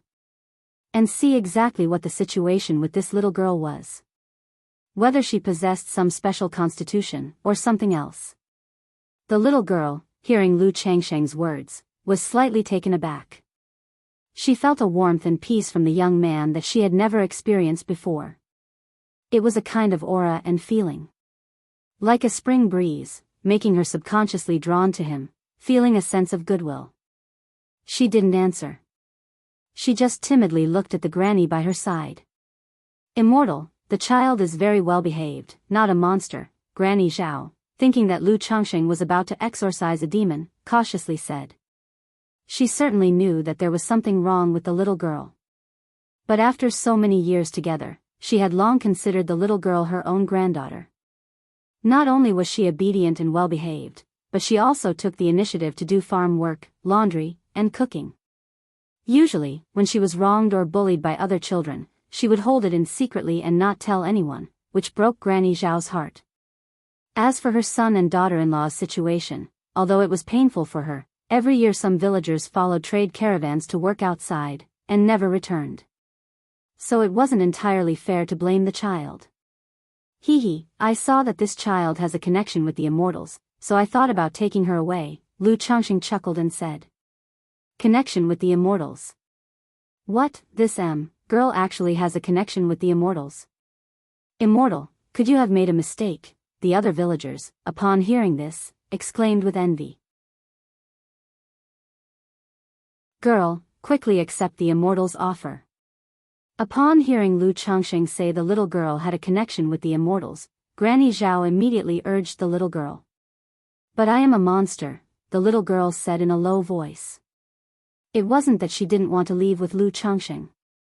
But she also felt inside that she was a monster and could bring trouble, feeling somewhat apprehensive. "I said you are not a monster, would you like to leave with me?" Lu Changxing continued. "The girl is willing to leave with the Immortal," the little girl said, looking up with a docile and timid demeanor. After speaking, her eyes were expectant, and her voice slightly stuttering and trembling, she added, "Immortal, could you also take Granny away with us?" "Not bad, your filial piety is commendable, naturally that is possible," Lu Changxing said.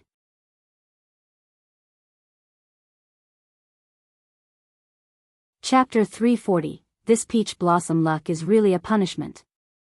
Lu Changxing nodded with a smile. The little girl was willing to leave with him, and it didn't matter to bring an old lady along. After all, it wasn't anything troublesome. He didn't plan to leave the little girl at Qingzhou Mountain. Instead, he intended to settle her in Rui Prefecture first. "Thank you, Immortal." "Thank you, Immortal." The little girl was thrilled.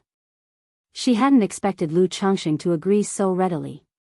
After all, her hesitation had also been due to her reluctance to leave Granny Zhao. Granny Zhao herself was happy and grateful. Her husband had long passed away, and her son and daughter-in-law had never returned, so naturally, she was willing to embrace this fortunate chance. "If that's the case, let's go." Seeing the old lady and the child ready, Lu Changxing didn't say much more. With a slap of his storage bag, a spirit boat appeared. He possessed 2 spirit boats on him. But usually, he found them too conspicuous and a waste of spirit stones. Plus, since they were ill-gotten, he rarely used them. Now that there were 2 more people and the iron feather eagle was inconvenient, he naturally used the spirit boat. With a wave of his sleeve, both were gently placed onto the spirit boat. Then, under the villagers' congratulations, Lu Changxing steered the spirit boat upwards, turning into a streak of light, and flew toward Rui Prefecture. And at that moment, Lu Changxing sensed that the peach blossom goo had gathered a strand of peach blossom luck. It meant that taking in the little girl counted as peach blossom fortune. This also counts as peach blossom luck. This is truly amusing. Could this be the mysterious and profound fortune ordained by fate? Because of the prosperous peach blossom luck, did I just happen to rest on this great mountain, just happen to take a half-month break, and just happen to encounter this event, meeting this little girl? Lu Changxing thought to himself. Ever since he acquired the peach blossom goo, every time an incident like this occurred, Lu Changxing would wonder if it was related to the peach blossom goo and if it was peach blossom luck. Now that he saw the peach blossom goo harvest peach blossom luck, he was certain it was. Especially just now, if not for the sudden allure he felt from the little girl, which revealed her abnormality, he wouldn't have noticed her. Lu Changxing looked at the bashful little girl beside him and asked gently, "Little girl, you haven't told me your name yet." "I'm just called Girl," the little girl said. "Immortal, she doesn't have a name, she's just called Girl." Then, Granny Zhao cautiously added, "No name." Lu Changxing was momentarily taken aback when he heard this. He also remembered that in the countryside, mean names were used for better survival until an older age when proper names were given. And many girls didn't even have mean names at all. "If that's the case, shall I give you a name? How does that sound?" Lu Changxing looked at the little girl and said with a smile. "Girl, don't hesitate to accept and thank the Immortal for bestowing a name." Hearing this, Granny Zhao immediately told the little girl. "Thank you, Immortal." The little girl heard this and showed a hopeful happiness. Other children in the village had names, but she had always been without one. Sometimes she too wished for a name. "From now on, you shall be called Bai Ling, white as in the color, and Ling as in spirited. How does that sound?" Lu Changxing, looking at the faint white scales on the girl's wrist, spoke out. "Bai Ling, girl, you are to be called Bai Ling from now on," thanked the Immortal promptly.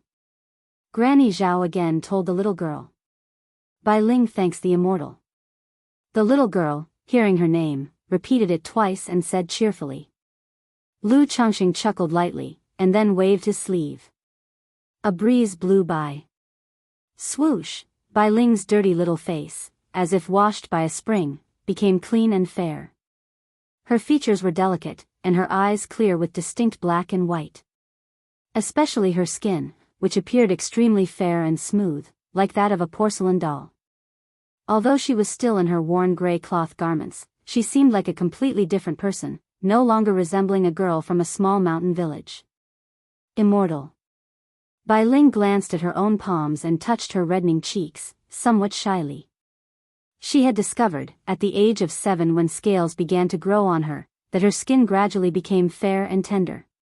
Her appearance also became more and more attractive. But Granny Zhao said this wasn't good and always smeared her with mud to cover it up. So now, with the dirt removed and her true face revealed, she was somewhat unaccustomed and felt shy. When Granny Zhao witnessed this scene, she was also quite astonished. She had always known that Bai Ling was pretty, especially her skin, which wasn't like that of a country folk but even better than the city ladies. So she smeared her with mud daily. Consequently, she had almost forgotten Bai Ling's naturally beautiful appearance. Viewing her like this now, she thought to herself, no wonder this Immortal took an interest in her. "Do not worry, from now on in my presence, there's no need to hide," Lu Changxing said with a soft smile as he patted her head. Though she was but a little girl, the desire to be beautiful is common to all. She certainly would not like to have her face covered in mud all the time. MHM, Bai Ling will listen to the Immortal." Bai Ling obediently nodded her head. Her large eyes showed a gleam of delight. Just as Lu Changxing had guessed, she also did not like that, having her face smeared with mud every day. Which girl doesn't love beauty? Buzz. At this moment, Lu Changxing gave his storage bag another pat, and instantly, several exquisite and beautiful dresses appeared. "Which one do you like?" Lu Changxing asked with a smile. He had bought dozens of vestment robes for his own children when he was in Qingyan market.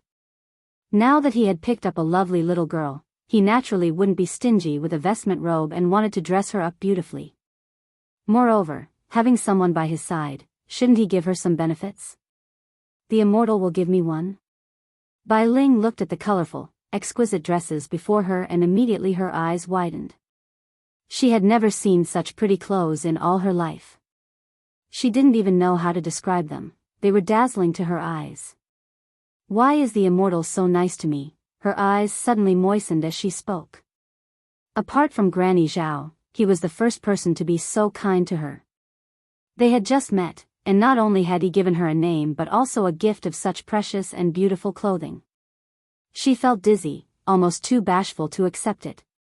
"You were willing to follow me, so naturally, I should be good to you," Lu Changxing said with a laugh as he ruffled her hair. Then he spoke in a warm voice, "From now on, you can call me brother." "Brother." Hearing this, Bai Ling paused, her heart beating with an inexplicable stir. Then she pursed her lips, calling out somewhat shyly, "Brother." "Ha ha ha, good, so pick one," Lu Changxing said, laughing as he ran his fingers through her hair again. Soon after, Bai Ling looked and finally chose a white dress. Because she had never worn such a clean dress before. Brother had also said she wouldn't need to be dirty anymore, so she wanted to stay clean always. Granny Zhao, watching this unfold, also felt immense emotions stir within her, happy for the child's future.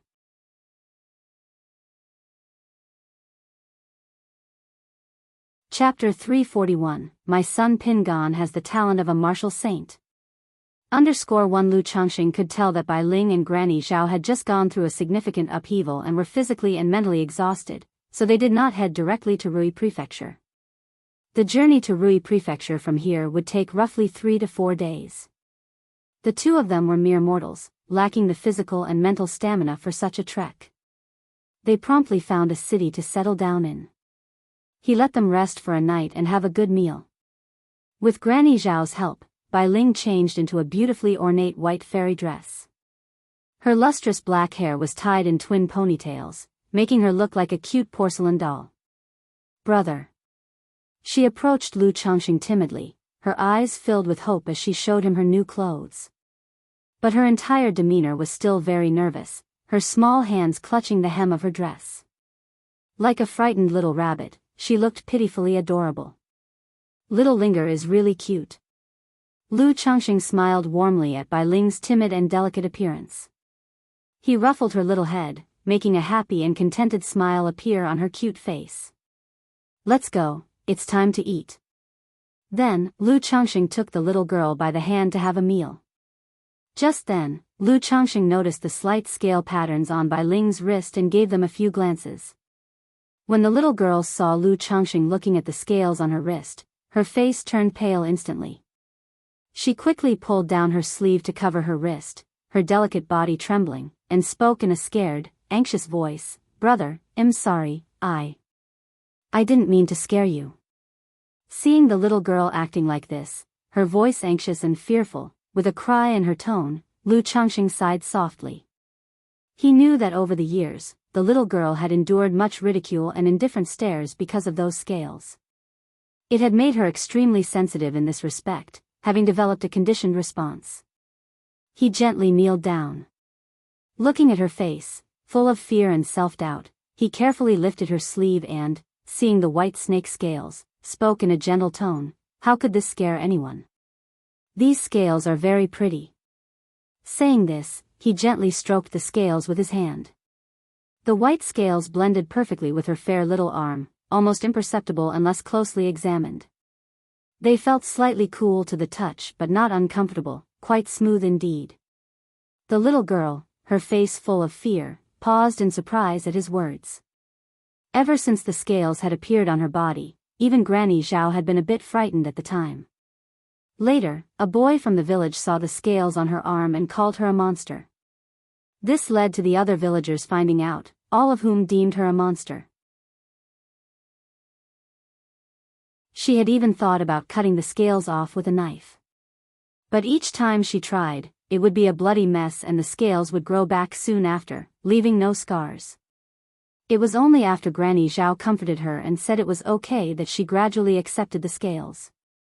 Yet, these scales remained a lump in her heart, always covered by clothes and not something she wanted others to see.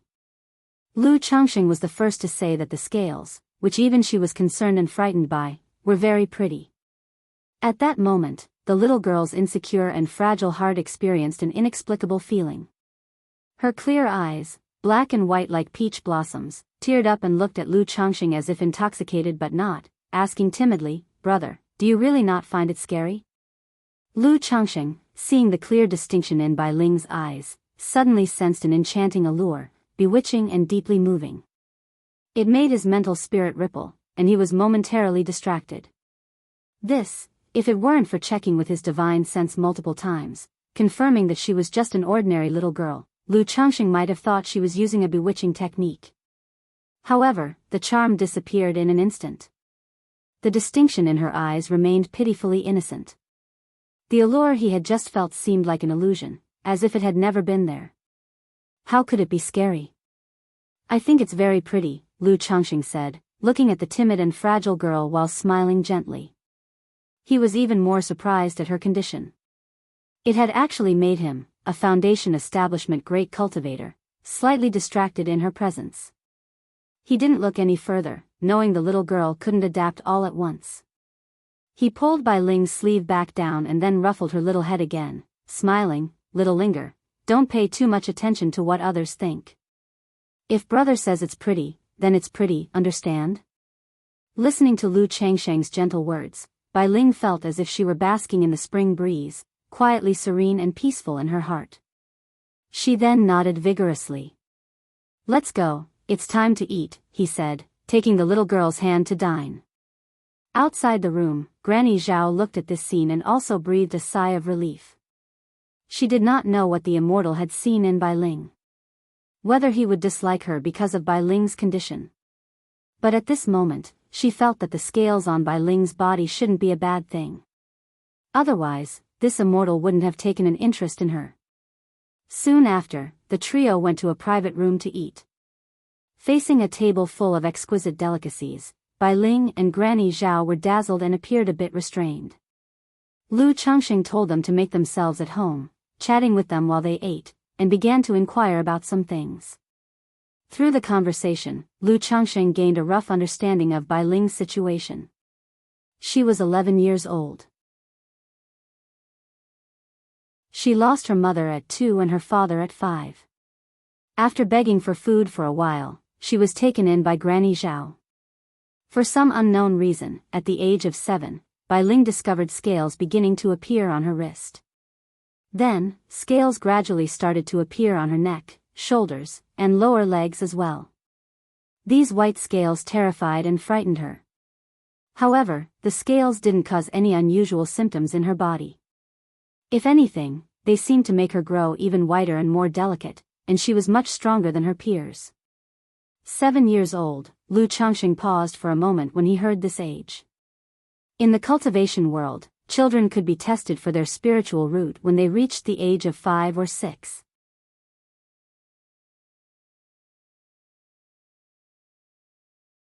Chapter 342, My son Pingon has the talent of a martial saint. The matter of the spiritual body is much more complicated. Some are born with unusual phenomena, some are almost the same as the spiritual root. There are also those who only awaken their spiritual body in their 40s or even require some sort of opportunity. If one were to say that the awakening of the spiritual body at the age of 7 caused scales to grow, that still makes sense. But Lu Changxing had also read quite a bit about the spiritual body in various books. As for Bai Ling's situation, it was simply unheard of. The cultivation world is vast and wondrous.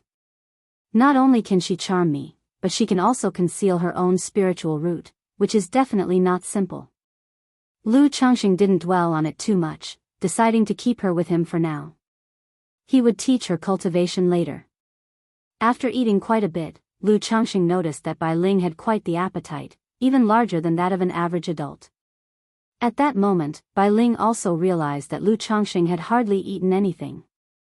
While she nibbled away, she never stopped, and the table was piled with leftovers, making her small face blush with shame. Immortal, the girl's appetite is a bit bigger than the average person's. Unfortunately, following this old woman, she has never been able to eat her fill. Old Lady Zhao spoke up. No worries, having a good appetite is a blessing.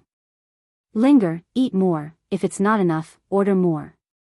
Lu Changxing waved his hand and said with a smile to Bai Ling. The little girl was in her growth phase, and being able to eat more was definitely a good thing. Then he turned to Old Lady Zhao and said, Old Lady Zhao, you don't need to call me Immortal anymore, simply address me as Master from now on. When they entered the city earlier, Lu Changxing had noticed that Bai Ling severely lacked a sense of security and was somewhat socially anxious. When the glances of passers-by landed on her, her delicate body would tremble slightly, displaying fear. Lu Changxing guessed that this was an aftereffect of her previous life in the village. He also planned to continue to have Old Lady Zhao take care of her, keeping their shared life. Once Bai Ling's situation improved, he would consider bringing her to the Lu residence. Yes, Master. Old Lady Zhao quickly nodded in response. After a full night's rest with plenty to eat and drink, Lu Changxing prepared food for their journey and resumed his travels towards Rui County City in his flying boat. 4 days later, the spirit boat stopped outside of Rui County City. Lu Changxing took Bai Ling and Old Lady Zhao down from the spirit boat. Is my brother's house here? Bai Ling asked timidly upon seeing the grand and imposing city ahead. Yes, linger, from now on, you and Old Lady Zhao will live here temporarily. Lu Changxing smiled and nodded, taking out a transmission talisman to contact Hong Yi. One reason was to ask Hong Yi for assistance with arrangements. Also, he hadn't seen him for a long time and wanted to catch up. Suddenly, as if remembering something, his body surged with a white light, and he reverted to his true appearance. Before this, Lu Changxing had always been using a disguised appearance. Even during their rest along the journey, he had not reverted back to his real face. Brother. Bai Ling, upon seeing Lu Changxing's true face, opened her mouth in an O shape, totally astonished. Old Lady Zhao was also surprised, thinking to herself that indeed he was a true immortal. She had never seen such a handsome person before. Brother usually conceals his appearance as well. Lu Changxing said with a light chuckle, and then took Bai Ling's small hand and walked towards Rui County City. Brother is so handsome, Bai Ling said softly, tilting her head up slightly as she was led by the hand, a blush spreading on her face. Rui Prefecture was bustling with life, people coming and going on the streets, never ending.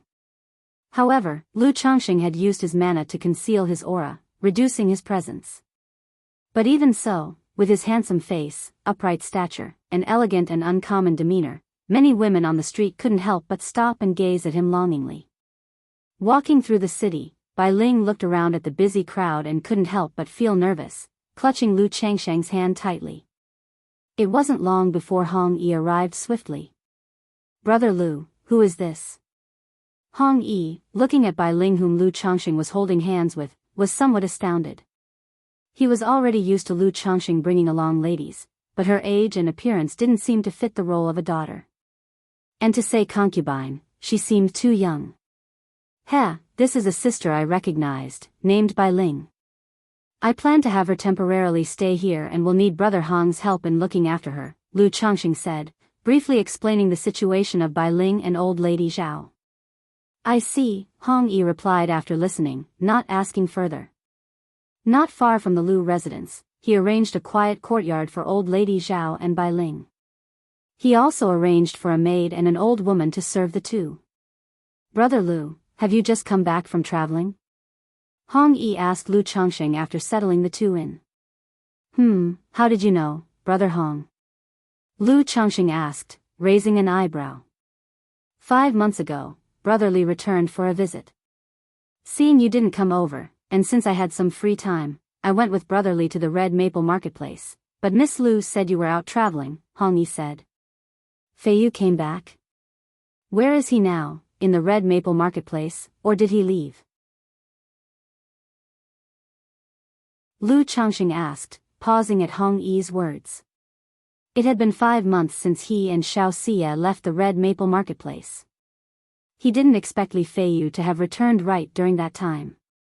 Brother Li came back this time to say farewell before heading to the Azure Phoenix Immortal City, so he left after waiting a month, Hong Yi said with a sigh, feeling a sense of reverence. He revered Li Feiyu's actions after realizing the reality that he didn't pass the selection for the immortal sects. He had given up unrealistic dreams of cultivation, intending only to inherit his father's title as the Marquis of Rui and to break through to the energy refinement late stage in his lifetime. As for Li Feiyu, after spending so many years in the cultivation world without success, he still had full determination. Now he was even setting out to make his way in the Azure Phoenix Immortal City, a holy place for loose cultivators, which left Hong Yi feeling wistful.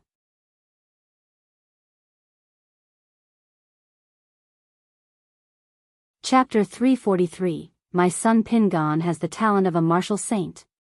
Azure Phoenix Immortal City. Upon hearing this, Lu Changxing sighed. Li Feiyu had mentioned before that he planned to venture into the Azure Phoenix Immortal City. However, prior to that, he would gain experience in other places and get a glimpse of the cultivation world. Lu Changxing hadn't expected that by the time Li Feiyu returned from his cultivation journey, he himself would just happen to be away for foundation establishment, causing the two of them to miss meeting each other again. Brother Li must have experienced quite a lot on this journey. Moreover, with Brother Li's temperament, he might even make a name for himself and establish his immortal foundation. Knowing the deep relationship between Lu Changxing and Li Feiyu, clearly better than the one with himself, Hong Yi spoke out to console him. He then spoke of some changes in Li Feiyu. He indicated that Li Feiyu was indeed extraordinary. Having been out cultivating for over 2 years, his cultivation level was about to break through the 6th level energy refinement. But hearing this, Lu Changxing felt even heavier at heart. In the cultivation world, if one wants to quickly improve one's cultivation level, the options are spiritual medicines, elixir medicines, or fortuitous opportunities. Li Feiyu's acquisition of resources certainly couldn't have come from his few skills as a spirit plant gatherer or a spiritual butcher. It must have been earned through risking his life. After chatting for a long while, the two parted ways. Walking on the way home, Lu Changxing looked at the vast, turbulent canal behind the Lu residence and suddenly let out a deep sigh. Life is as the tidal flows and people as water, only to lament how few return from the rivers and lakes. After arriving home, Lu Changxing, somewhat melancholic, saw his children and realized how quickly time passes. The older ones had grown up to his shoulder height. Pingon, what are your plans for the future? Lu Changxing, with his arm around his son Lu Pingan's shoulder, asked. He knew that he had been somewhat negligent as a father. When Lu Pingan and the younger ones were small, he had been more attentive. But as the children grew older and more numerous, the less attention he paid. Usually, on a whim when he had spare time, he would show some concern. Dad, you've said, read thousands of books and travel thousands of miles. I'm thinking of traveling in a few years to see the world. Lu Pingan, unsure why his father was suddenly asking this, scratched his head and spoke somewhat embarrassedly. As the saying goes, one should not travel far while one's parents are alive. Being the eldest son at home, he felt such behavior was not quite appropriate. But since his father asked, he didn't hold back. It would be good for you to travel around, but wait a few more years until you've broken through to the innate realm before you go, Lu Changxing said. These children lacked freedom, in fact. They stayed on Qingzhou Mountain when they were young. When they were slightly older, they stayed in Rui County City. Their days were filled with studying and practicing martial arts, with rare opportunities to go out. Wanting to go out and explore the world is normal. He wouldn't stop them from doing such a thing. After all, the children were growing up and should become independent. This kind of experience is part of the necessary journey of growth. The reason he mentioned the innate realm is that innate martial artists can use innate true qi to activate first-grade low and middle-grade talismans. By then, he would be much more at ease with Lu Pingan traveling in the Jianghu. Yes, Dad, I should be able to break through to the innate realm in at most 3 years, Lu Pingan said with some excitement. He had recently become a first-rate master in the martial artists community. One more step, and he would be an innate master of the Jianghu. So, in his view, his father's requirement was not difficult. Good, my son Pingon has the qualities of a martial saint. Lu Changxing, upon hearing this, patted his son's shoulder and teased. When Li Feiyu became a first-rate master at 18, he was considered a genius. Now his son had become a first-rate master at 13. However, Lu Changxing was also aware that his son's martial talent had little to do with his aptitude. 3 parts training, 7 parts feeding. Purely thanks to his own older father spending money. Martial Saint, Dad, is Martial Saint a martial realm above the great masters of the innate realm? Lu Pingan, upon hearing this, immediately asked. He had heard that the great martial masters could compare to some cultivators. Now hearing about this martial saint, he became curious. He wanted to know if a martial saint was as formidable as a cultivator. It should be, right? Lu Changxing said offhandedly. He was just making a playful guess, not knowing anything about a martial saint. He didn't expect that his son, who was missing a beat, would actually not catch the joke and instead asked him if there was a martial realm called martial saint. But looking into his son's eyes, he roughly understood what his son was thinking. Although the children had accepted the reality that they didn't have spiritual roots and couldn't cultivate, they still harbored fantasies about it. He let out a slight sigh and changed the subject. Pingan, if there's anything you lack, like when breaking through to the innate realm, isn't there something called the innate elixir? If I'm not around, you can go directly to Uncle Hong and ask for it when the time comes, don't be shy. Also, when you plan to go out, don't just run off without saying hello, remember to write me a letter to let me know. Lu Changxing said to his son. Don't worry, Dad, I understand, Lu Pingan nodded and said. Lu Changxing patted his son's shoulder. He was quite confident in his eldest son, who had an honest character and would listen to what he said. Wuyo, what are your plans for the future? Lu Changxing then turned to his other 2 children and asked. Dad, I also want to travel the Jianghu, but I don't know how many years it will take to break through to the innate realm, so maybe you'll go with Brother Pingan, Lu Wuyo said, grinning. That depends on whether your brother Pingan is willing to take you. Besides, your brother Pingan hasn't even traveled far himself yet, and then he'd have to carry you, a burden. Lu Changxing, hearing his daughter's words, laughed and said. No worries, if Wuyo's sister wants to brave the Jianghu, let me go out and check it first. Then he'll come back and accompany Sister Wuyo together.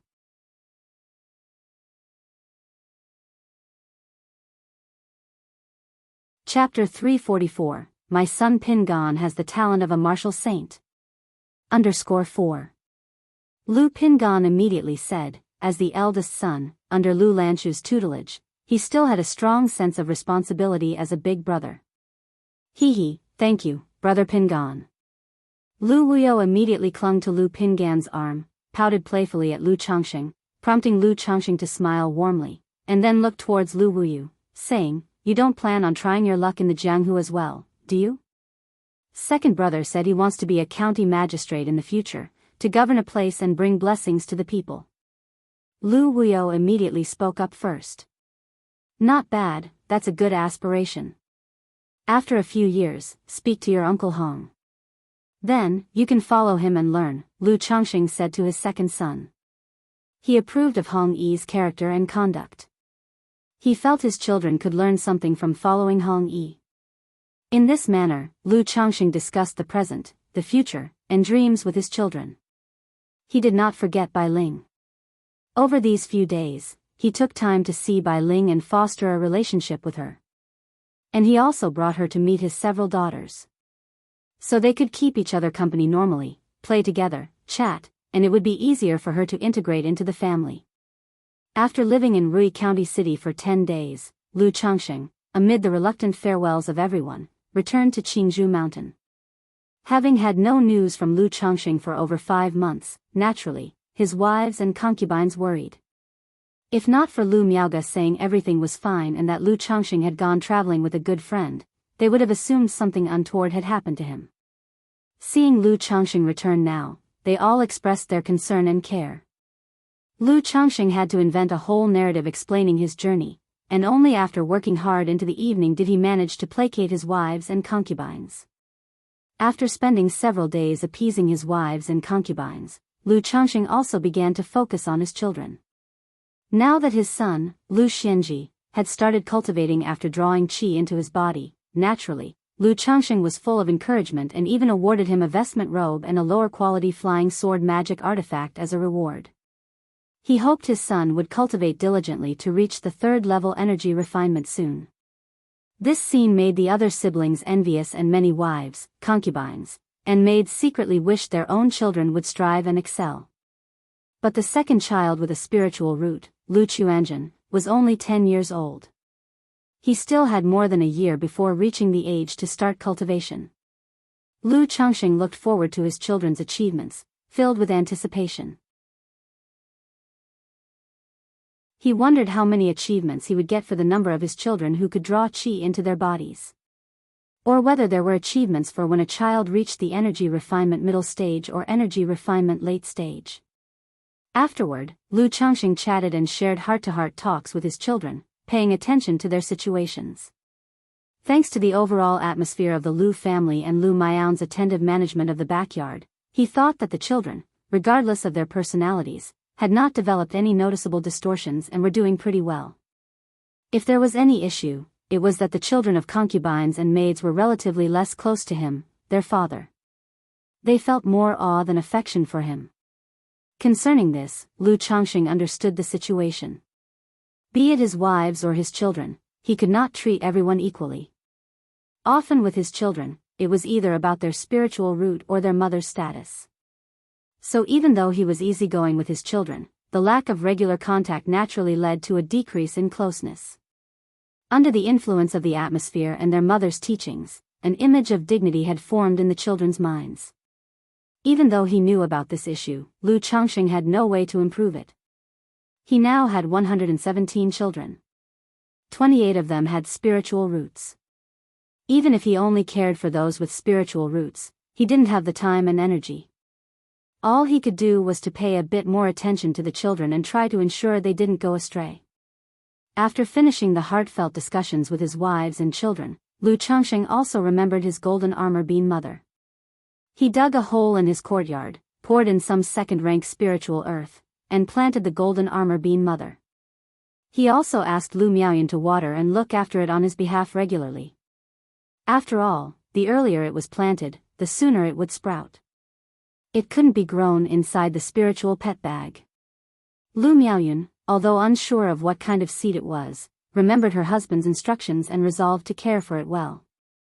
In the following time, Lu Changxing was dedicated to child rearing in Qingzhou Mountain. He planned to keep shuttling between Qingzhou Mountain and the Red Leaf Valley Market once he received news from Xiaoxia.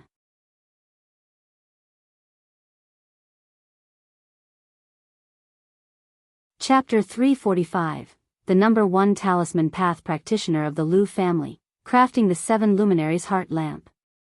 _1. Qingyun sect. Sutra Pavilion. Xiaoxia, are you sure you want to choose such a technique? The guardian elder looked at the 3 techniques Xiaoxia had chosen.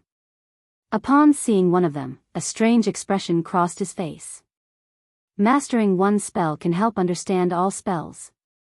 The cultivation technique I practice requires comprehension of various techniques, so I choose this one. Xiaoxia's demeanor was cool and holy, her expression calm as she made a slight bow and spoke. Since you've made up your mind, Xiaoxia, this old man naturally won't say more. However, you should be aware of our Qingyun sect's rules. You must swear an oath to the heart demon that no cultivation technique shall be leaked. The guardian elder, seeing Xiaoxia's disposition, spoke no further, merely nodding slightly. Thank you, elder. Xiaoxia nodded, took the heart demon oath to keep the cultivation techniques confidential, and then left promptly. It seems that foundation establishment does have a significant impact on childbearing. Lu Changxing had returned to Qingzhou Mountain for over a month now. In this past month, he had hardly practiced cultivation. Apart from making talismans, he had spent all his time on trivial matters with his wives and children and on childbearing efforts. Yet despite trying hard for a month, only 3 concubines became pregnant. He realized that this must be due to his breakthrough to foundation establishment. As cultivators enhance their cultivation level, each breakthrough in a major realm makes it more difficult to sire offspring, a common sense in the cultivation world. However, the higher the cultivation level of the parents, the higher their strength, and the higher the probability that the children born will possess spiritual roots and of better quality. Now that I've broken through to foundation establishment, plus the system's boost of a 5% probability for spiritual roots, the probability and quality of my children's spiritual roots should also significantly improve. Lu Changxing thought to himself. Although he had been diligently engaged in childbearing this month, he also adhered to the principle of optimal breeding. All 3 children were conceived by concubines with spiritual roots. Therefore, there was a reasonable probability that the children too would possess spiritual roots. If you and I were to have a child, it should be of good aptitude, I reckon. At that moment, Lu Changxing thought of Xiao Siya. She not only possessed a 4th-grade spiritual root and a moonlight spirit body, but she was also a foundation establishment cultivator. If the two were to have offspring, it would most likely result in a child with spiritual roots, and one of commendable aptitude. Yet he also knew that having a child with Xiao Siya at this point would be quite difficult. Childbearing would delay several years of cultivation, and her master was unlikely to agree. Husband, grandmother has come over. It seems she has something to discuss with you. Lu Miaoyan came to the backyard at that moment, informing Lu Changxing. Something to discuss with me? Surprised by the news, Lu Changxing followed Lu Miaoyan to the main hall. In the hall, the 4th elder was sipping tea. The elderly person was now 90 years old. The once plump and aged face had aged considerably. The now completely white hair had once shown mere streaks of gray. Grandmother. Lu Changxing immediately greeted her with a bow. Changxing. The 4th elder nodded approvingly, her face wearing a loving smile. After chatting about family matters for a while, she disclosed her purpose for visiting. She indicated that she was getting older and was preparing to step down from her position as family elder. Therefore, she was preparing to recommend Lu Changxing for the position of the elder within the family. At the same time, she hoped Lu Changxing would instruct the Lu family's youth in talisman making when he had the time. Taking the position of elder, instructing the Lu family disciples in talisman making, upon hearing this, Lu Changxing pondered for a moment. If given the choice, he would definitely not want to take on this responsibility. Because right now, he truly was very busy. He needed to make talismans, refine the 9 treasure jade rui, pay attention to his children, engage in childbearing, and cultivate himself. In the past month since his return, he had devoted almost all his time and thoughts to his wives and children and had barely practiced cultivation. He hadn't even managed to cultivate the 7 luminaries heart lamp technique to this day. Taking on the role of elder would consume even more of his time and energy. However, the 4th elder's plea was earnest, making it hard for him to refuse outright. After all, the elderly deserved to retire and enjoy her remaining years. Additionally, in the Lu family, being a cultivation family, the elder usually was someone from within the family ranks. Changxing, instructing the disciples in talisman making is mainly about giving lectures to enlighten them and to see if they have any talent for the talisman path. If they have talent, it would be just like when grandmother taught you and sister Miaoga. It won't take too much time. The 4th elder saw Lu Changxing's hesitation and continued speaking. Her tone was gentle and loving, with a hint of hope and plea in her eyes. Grandmother, instructing in talisman making is naturally no problem. As for the position of elder, please give it to Miaoga. As you know, I have no great ambitions and don't like dealing with affairs normally. Lu Changxing met the elder's gaze and spoke. Since the elder had put it that way, he felt he couldn't outright refuse. Taking just a bit of time to lecture and share knowledge of the talisman path with the Lu family disciples wasn't too demanding. He considered it a way of contributing a bit more to the Lu family. Besides, it wasn't something he could easily shrug off. Lu Changxing knew very well that if he declined, the duty would ultimately fall on his wife, Lu Miaoga. He hoped for Lu Miaoga to have fewer worries and to focus more on her own cultivation. Given that, he might as well accept on her behalf. Moreover, he was accustomed to providing such enlightenment to his own children, so it amounted to teaching a few more. Changxing, this position of elder is not only grandmother's wish but also the intent of the family head and the other family elders. Moreover, this elder position is really just a title and doesn't come with many duties. Miaoge will have other arrangements in the family in the future. The fourth elder patted Lu Changsheng's hand and whispered softly.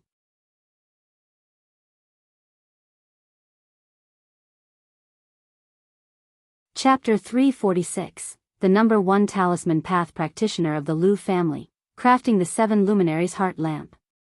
Lu Changsheng understood upon hearing this that the position of family elder was the Lu family's way of further pulling him in.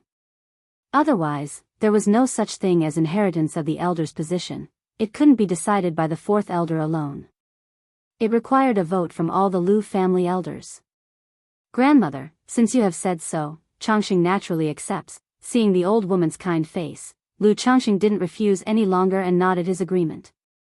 Good, this matter will be decided at this year's family gathering. It will be hard work for you then, Changsheng. Upon seeing Lu Changsheng accept, the fourth elder's face broke into a smile. Such a matter was significant and naturally wouldn't be decided on the spot. She had come to give a heads up, so that Lu Changsheng could be prepared. Grandmother, it's not hard at all, Lu Changsheng said with a slight smile, shaking his head. Changsheng, how are you doing with the first grade supreme talisman now? At that moment, the fourth elder started to show her usual concern for Lu Changsheng's talisman making skill. She would ask about Lu Changsheng's progress in talisman making every half year or so. Half a year ago, Lu Changsheng had already revealed skill almost comparable to that of the fourth elder. I still need grandmother's guidance. Without saying much, Lu Changsheng showed his own talisman-making skill to the fourth elder. Now that he had broken through foundation establishment, he felt bold enough to be a bit more daring. He planned to accelerate his progress in the talisman path. In a few years, he would reveal his second-grade talisman-making skill to the public. Very good, the fourth elder was thrilled and full of approval as Lu Changsheng successfully drew a first-grade supreme talisman, her face alight with excitement. She could see that Lu Changsheng's skill in making talismans was in no way inferior to her own. The talisman, even if she were to draw it herself, would not surpass the proficiency shown by Lu Changsheng, or might even be inferior. Lu Miaoyun, who stood to one side, although not fully understanding, was also filled with joy and happiness. She knew that her husband's skill in the talisman path had improved again. Over the years, she had watched as Lu Changsheng's talisman path skill steadily improved. Changsheng, in the future for talisman making, there's nothing much grandmother can teach you, you must rely on yourself. This purple one is the inheritance for our Lu family's second-grade high-quality talisman master. This white one contains my own annotations and understandings of the talisman master inheritance over the past few decades. Now, take them and study well. The only thing grandmother wishes now is to see you become a second-ranked talisman master. The fourth elder straightened the storage bag and took out a white jade case. Inside were 2 jade slips she passed to Lu Changsheng with a solemn expression. Lu Changsheng, seeing her expression, knew that this must be the most precious thing the old woman possessed. After all, it was extremely difficult for ordinary cultivators to acquire advanced cultivation techniques and second-rank skills inheritance. Not just because they were expensive. It was also because there were very few available in the market. This inheritance for the second-grade high-quality talisman master was probably the foundational inheritance of the Lu family's talisman path. Grandmother, Changsheng will certainly not disappoint your expectations. Lu Changsheng nodded emphatically, accepting with both hands respectfully. Very good, the fourth elder joyfully patted Lu Changsheng on the shoulder, not saying much more on the subject. After briefly chatting for a while, she went to visit several of her other grandsons. As the old woman aged, her fondness for the children grew even more. Lu Yun, Lu Miaoyun's eldest son, was also 9 years old this year. Having been discovered to have a 7th-grade spiritual root, he was very much loved by the fourth elder. However, Lu Miaoyun's second child did not have a spiritual root, and the third child only had a 9th-grade spiritual root, causing both Lu Miaoyun and the elder a bit of disappointment. Congratulations to my husband. After the fourth elder departed, Lu Miaoyun congratulated Lu Changsheng with a joyous face. Her husband was not only making rapid progress in the art of talisman making, but he was also about to become a family elder, which as his wife, naturally seemed like a great cause for celebration. She felt proud and happy for her husband's achievements. Indeed, it is something to celebrate, Lu Changxing replied, smiling and nodding. Even if he was indifferent to the elder position, it was indeed a happy event for a normal person, and it would seem somewhat remiss if he appeared too calm about it. Before long, Lu Miaoyan announced the news within the household. Congratulations to my husband, congratulations, father, congratulations, daddy. The wives and children in the back courtyard, upon hearing the news, were all very happy, offering their congratulations to Lu Changxing. Their thoughts and understanding were similar to those of Lu Miaoyan.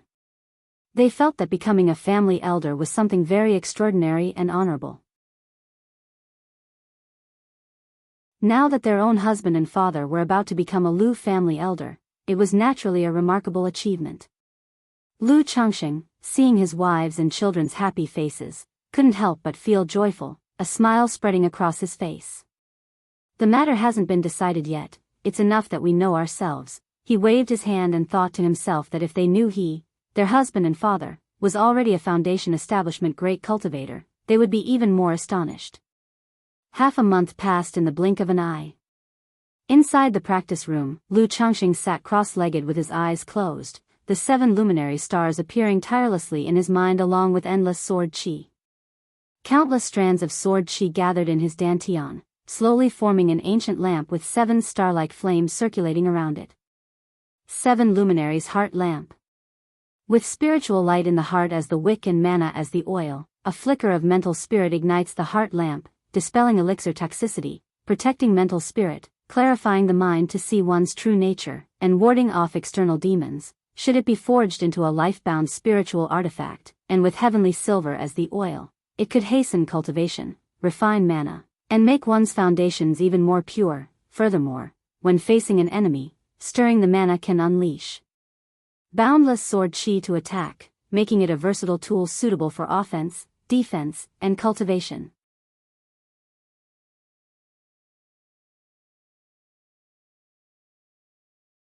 Chapter 347, the number 1 talisman path practitioner of the Lu family, crafting the 7 luminaries heart lamp.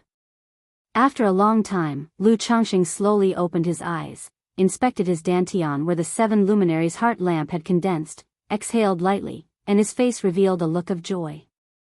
Through over half a month of secluded and arduous cultivation, he had finally succeeded in condensing the 7 luminaries heart lamp. Next, he could spend materials to forge this 7 luminaries heart lamp into his life-bound spiritual artifact. However, he did not start the forging right away. Because such a task could not be completed in a short time, and it was not possible to interrupt the process. He would need to be in seclusion for several months to accomplish it. Now Lu Changxing was beginning to understand why cultivators were beyond the constraints of time. He didn't even have to spend time comprehending and learning the method to condense this 7 luminaries heart lamp. Just visualizing the 7 luminaries, condensing sword qi, and forging the heart lamp had already taken over half a month of his time.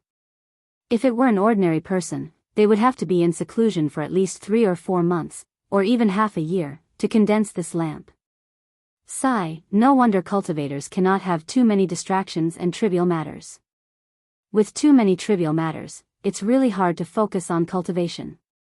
Lu Changxing sighed, stepping out of the practice room. He immediately went to the residence of the 4th elder to inquire about teaching the Lu family disciples about the talisman path. He planned to teach this class and then use seclusion to break through to the 7th level energy refinement as a pretext to forge the 7 luminaries heart lamp, his life-bound spiritual artifact. After all, the 7 luminaries heart lamp was beneficial to cultivation, and the sooner it was forged, the better. I'll let the family head know later, and you can start teaching tomorrow at Qingzhou Villa. Upon hearing Lu Changxing's intentions, the 4th elder said so. The next day, the sun shone brightly. The 4th elder then arrived at Lu Changxing's residence. In addition to the 4th elder, there was also a man in his 30s with a handsome and refined appearance, wearing a blue shirt and greeting them courteously. This man was the Lu family's young family head, Lu Miaochang. By this year's family meeting, he would become the new family head of the Lu family. It wasn't that Lu Yuanding had done anything wrong. Instead, the term of the family head of the Lu family lasted for 20 years. This year happened to mark the end of Lu Yuanding's 20-year tenure, so he would step down to serve as an elder. Grandma, young family head. Lu Changsheng greeted the fourth elder and Lu Miaochang with a bow. Changsheng. The two also nodded to Lu Changsheng in return. This young family head was Lu Yuanding's nephew. That's why his temperament was somewhat similar to Lu Yuanding's. He was polite and dignified in his dealings, making him a very comfortable person to be around. Both had come for the Talisman Path class.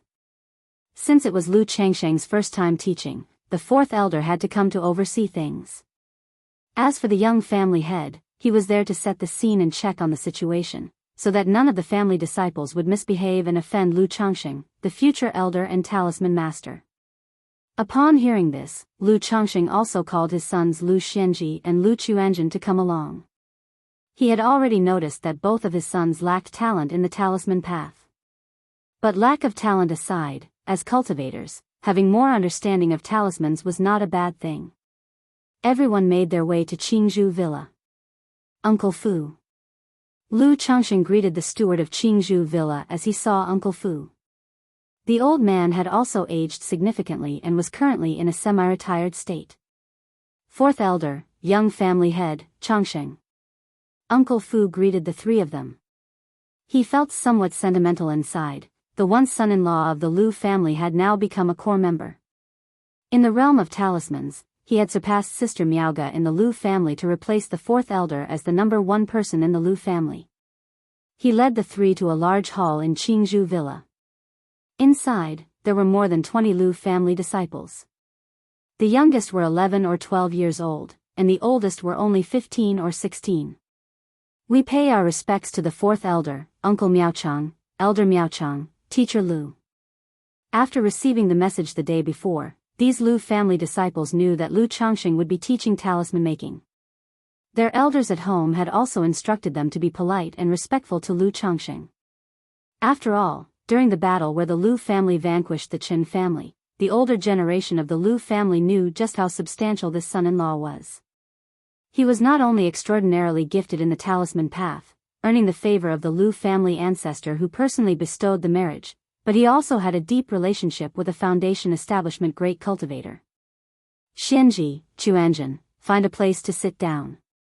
Lu Changsheng said to his two sons, then started the class. With his second-rank talisman-making skill, his foundation in this basic knowledge was exceptionally solid. The theoretical aspects were also articulated as if he had a full set of instructions. He was nothing like the fourth elder, who relied on slow self-study, and could not compare to his finely honed approach. Therefore, in terms of enlightening and lecturing the newcomers on the talisman path, he could not be better suited. Lu Changsheng did not hold back his skills, teaching in a straightforward and comprehensible manner, fluid and natural. Moreover, in the classroom, he broke down the steps of basic talismans for everyone, teaching them bit by bit, to the point that these children and youths were utterly enraptured. This, even the fourth elder, upon hearing Lu Changsheng's lecture and the dissection of the talisman steps, couldn't help but be surprised. She felt that Lu Changsheng's instruction was simply flawless, with not a single fault to find. She even experienced the sensation of reviewing old knowledge and coming to new realizations. She had originally assumed that Lu Changsheng, relying on his own exploration, would have some deficiencies in his foundational knowledge. Therefore, she came to listen to the class, also thinking of giving Lu Changsheng some guidance at that time to reinforce his basics. Unexpectedly, under these circumstances, she reviewed the basics herself. Alright, today's class will end here. If you are interested, you can go home and practice some on your own, and I will check on your progress in the next lesson, said Lu Changsheng after lecturing for almost an hour. Simply listening is of no use in talisman making. After all, even if your mind understands, if your hands are unable to execute, it's no good. To go far on the talisman path, one must unite body and mind, with meticulous and minute control over one's own spiritual power and the strength applied. Then, through continuous hard practice, one can achieve success on the talisman path.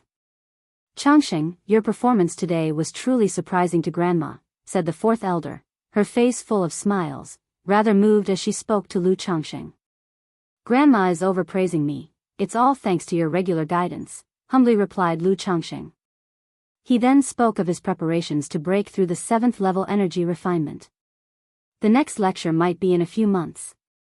Changxing, if you plan to give a lecture, just tell Uncle Fu a few days in advance, Lu Miaochang spoke up. Asking Lu Changxing to give lectures obviously couldn't involve fixed times, it had to be at Lu Changxing's convenience.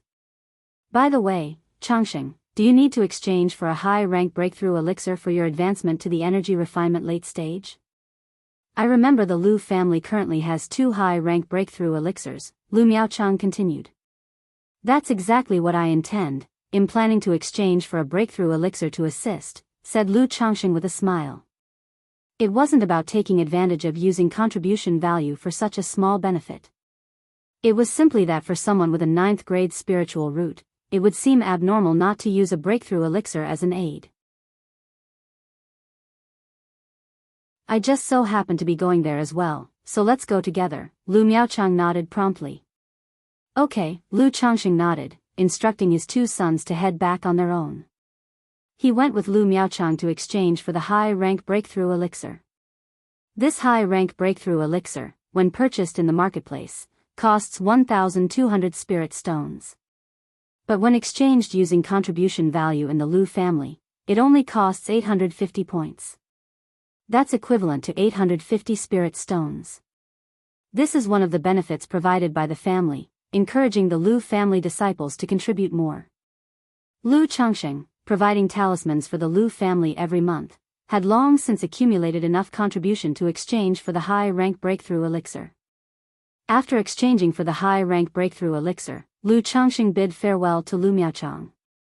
He could see that this young family head had always been extending goodwill towards him. But the man was also a close uncle through marriage relations, so naturally, Lu Changxing was friendly in return. For every inch of respect given, he would return a foot. I wonder when she will come. This refining of the 7 luminaries heart lamp will likely take 3 to 4 months, mused Lu Changxing on his way back. It had been 3 months since they parted ways. She went back to Qingyun's sect to report and to cultivate the techniques for foundation establishment, so she was expected to visit in the coming months. Yuner, keep this transmission talisman for me, and if anyone tries to contact me, just tell them I'm in closed cultivation. Tell her to go directly to Red Leaf Valley Market to find Sister Miaoga if she has any issue, Lu Changxing instructed upon reaching home. He mentioned his plans for going into seclusion and left his and Xiao Xia's transmission talisman with his wife, Lu Miaoyun. He did this to avoid Shiyu arriving while he was not present.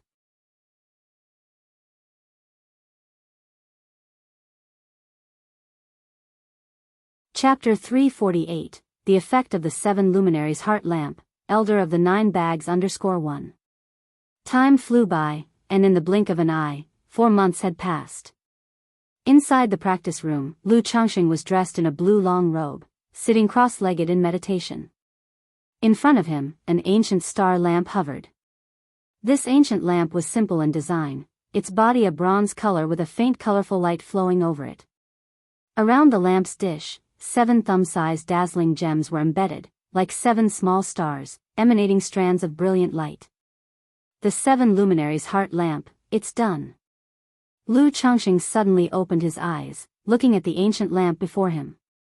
He could distinctly feel that this ancient lamp was integrated with him, connected to his mental spirit. This was a life-bound spiritual artifact. Even as a lower-grade spiritual artifact, its power far exceeded that of ordinary spiritual artifacts. And it could be taken inside the body, nurtured with the mana within one's dantian, gradually enhancing its power and quality. Moreover, in times of danger, the spiritual artifact could actively alert and protect the owner. The only downside was that if the life-bound spiritual artifact was damaged, the owner would also sustain certain injuries. Lu Changxing reached out, gripping the ancient lamp in his hand. It felt warm to the touch, lacking the coldness of metal, as if he was holding a piece of warm jade. With a slight intent of his mental spirit, he channeled mana into it, and the 7 gems on the lamp immediately released a blinding divine light, like 7 stars in rotation, with a golden flame emerging in the center. Under the starlight and golden flame, Lu Changxing looked immaculate, transcendent. Ha! Lu Changxing, holding the ancient lamp, gently blew on it. Instantly, the lamp's flame flickered, and strands of sword qi burst forth. These strands of sword qi were sharp and elegant, encircling Lu Changxing, forming a sword qi true dragon, a sword qi fierce tiger, and a sword qi barrier. Although its power is only equivalent to a single blow from an ordinary foundation establishment cultivator, having the profound origin bead at my side, I fear not the consumption of mana, and in a moment's thought, I can unleash up to 100 strands of sword qi, which even a foundation establishment middle stage cultivator would find difficult to withstand. If it's a group battle, facing energy refining cultivators, it would be a one-sided slaughter. Lu Changxing observed the strands of sword qi around him, felt the spiritual pressure, and estimated their power. Immediately with a thought, the sword qi dissipated, and the 7 luminaries' heart lamp transformed into a streak of light, entering his body and traveling along his meridians to hover above the qi ocean core. Having a tangible spiritual artifact and merely a technique conjured 7 luminaries' heart lamp were completely different experiences. Now that the spiritual artifact was inside his body, Lu Changxing also found it quite mystical. I wonder how effective the 7 luminaries' heart lamp is in condensing mana. Lu Changxing thought of the effects of the 7 luminaries' heart lamp on concentrating mana at its foundation. This was also one of the most formidable effects of the 7 luminaries' heart lamp. He took 2 qian of heavenly silver from his storage bag, as fuel for the 7 luminaries' heart lamp. Immediately, the golden flame of the 7 luminaries' heart lamp blazed brightly, then entered into the elixir lake, making the liquid mana inside the elixir lake bubble and churn, as if boiling. Time went by little by little. After a long time, when the fuel was exhausted, the elixir lake returned to calmness. Tisk, tsk, down goes 2 qian of heavenly silver, and I hardly saw any effect, only a faint sense of purer mana.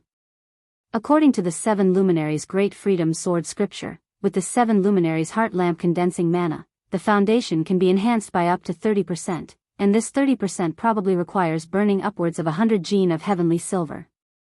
Lu Changxing couldn't help but shake his head in amazement. Ordinarily, the 7 luminaries' heart lamp uses mana as fuel, deployed in battle, expelling elixir toxicity, guarding the mental spirit and resisting external demons. But to condense the mana foundation, one had to use heavenly silver as the fuel. This heavenly silver was priced at 100 spirit stones for 1 liang. If one were to burn up to 100 jin of heavenly silver, that is, burning up to about 150 or 200,000 spirit stones. Even for Lu Changxing, such a figure was astonishing. However, a 30% enhancement in mana, not only solidifying the foundation, is also beneficial for the probability and quality of core formation. The cost in spirit stones, one could say, is worth it. Moreover, the price of 100 spirit stones for 1 liang is what I paid at the Qingyun Commerce Guild.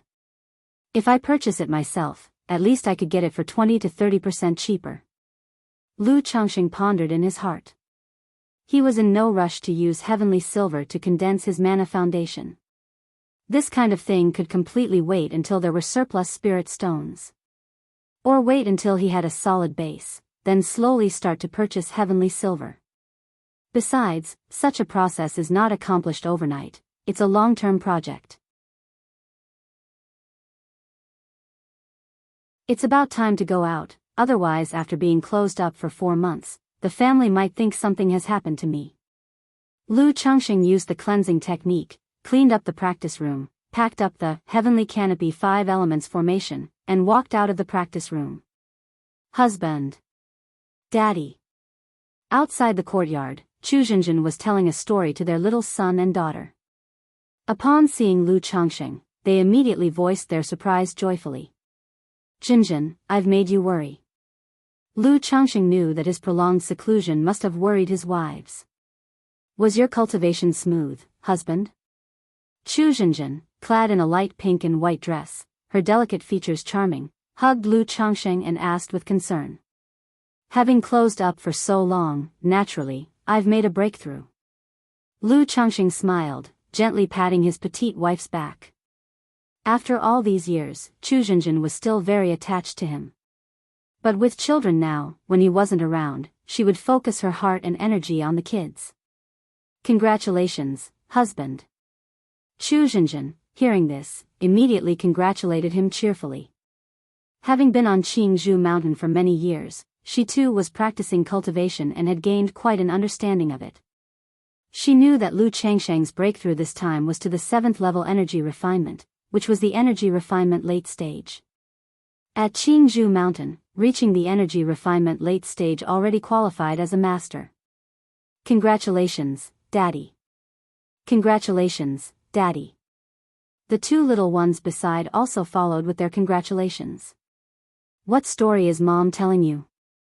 Lu Changxing looked at his son and daughter, took out 2 spirit fruits from his storage bag and handed them over, as he affectionately ruffled their heads and asked with a smile.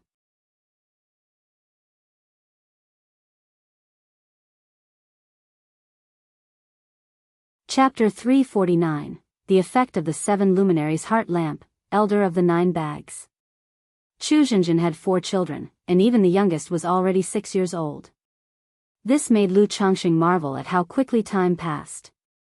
He still vividly remembered making that 3-year pledge and on the way back, bringing Chu Zhenjin home from the dilapidated temple to Qingzhou Mountain.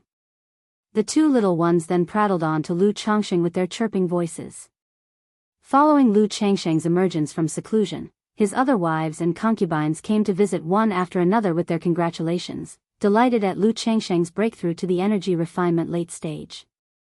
After reuniting with his wives and family, Lu Miaoyan informed Lu Changxing that the Lu family clan assembly had already concluded. Because he was in seclusion, they did not disturb him. This year's clan assembly marked the completion of a generational handover within the Lu family. Lu Miaochang assumed the role of the new family head, while Lu Yuanding became a family elder, responsible for the family finances and assisting the new family head in managing the family. Lu Miaoga also became an executor of the family, a candidate in the next generation of elders.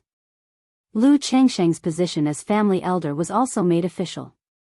However, due to his generation and age, he was placed at the end of the line, as the 9th elder.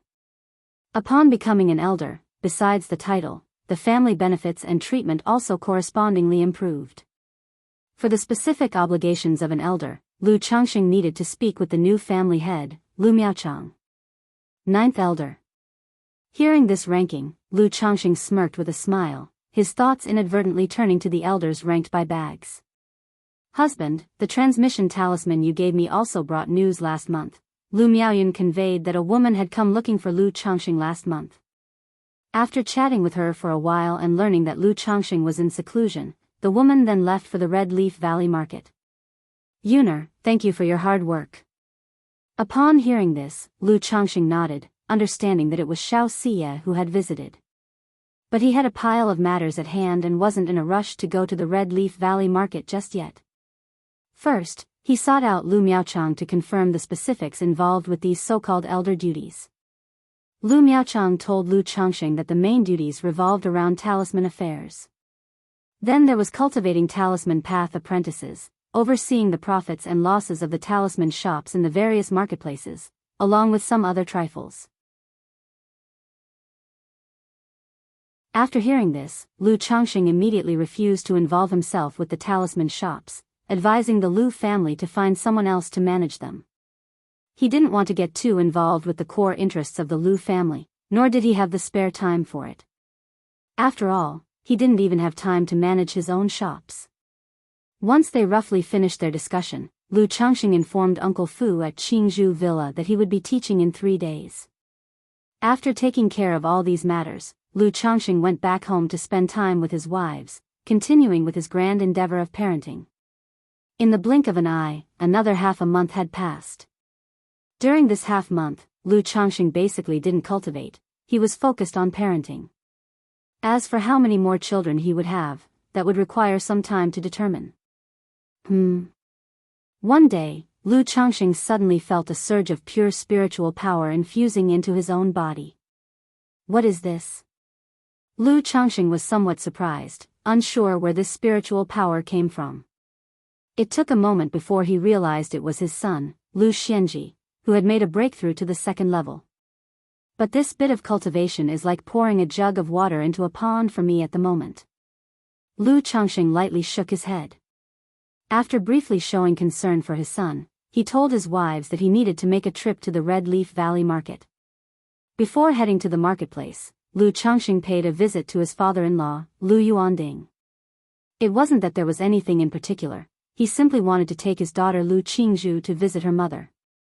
Since Lu Miaoga spent most of her time in the Red Leaf Valley Market, the daughter was typically taken care of either by Lu Miaohuan or Lu Yuanding. Recently, both Lu Qingzhu and Lu Qingshan had been taken there by Lu Yuanding. Father-in-law. Upon reaching Lu Yuanding's residence, Lu Changxing immediately saw him babysitting his grandchildren. His son, Lu Qingshan, was energetically chasing a white goose with a small wooden sword. His daughter, Lu Qingzhu, on the other hand, sat quietly in Lu Yuanding's arms, watching Lu Qingshan chase the goose. Changxing, you've come. Lu Yuanding, holding his little granddaughter, greeted Lu Changxing with a beaming smile. He used to be quite busy, but after relinquishing the position of family head, he gained some leisure time. As for the elder duties, they essentially depended on oneself.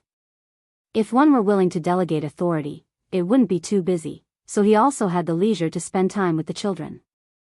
Daddy, ha! The goose chasing Lu Qingshan, upon spotting his father's arrival, charged over with his little legs and a swing of his sword. Seeing this, Lu Changxing reached out and caught his son by the nape and lifted the mischievous boy. Grandpa save me. Lu Qingshan immediately called out for his grandfather's help. Daddy.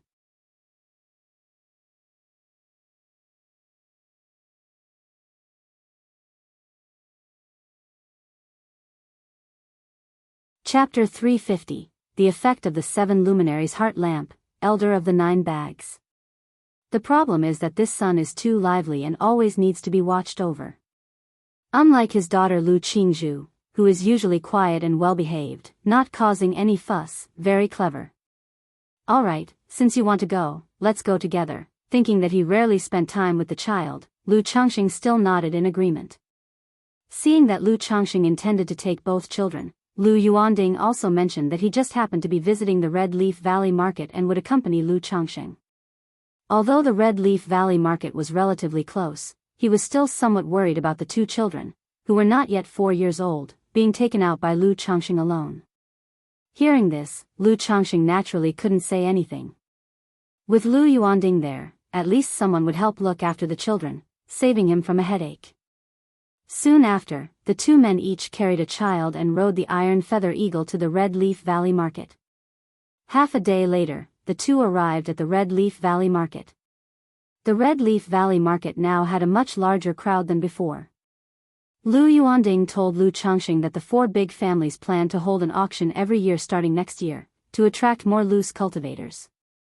He also hoped that by then, Lu Changxing could bring out some top-quality supreme talismans for the auction. An auction, good, Lu Changxing nodded upon hearing the news.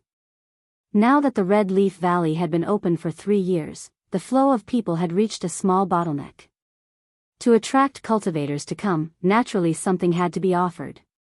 Otherwise, with a security guarantee like Red Leaf Valley Markets being average, and lacking big shops from the Qingyun Commerce Guild or Myriad Treasures Pavilion to settle in, the appeal was indeed limited. As the two talked and walked, they arrived at the Blue family's spiritual talisman shop of Qingzhu. Dad, Changxing, Lu Miaoga smiled when she saw Lu Changxing and Lu Yuanding arrive, carrying the two children.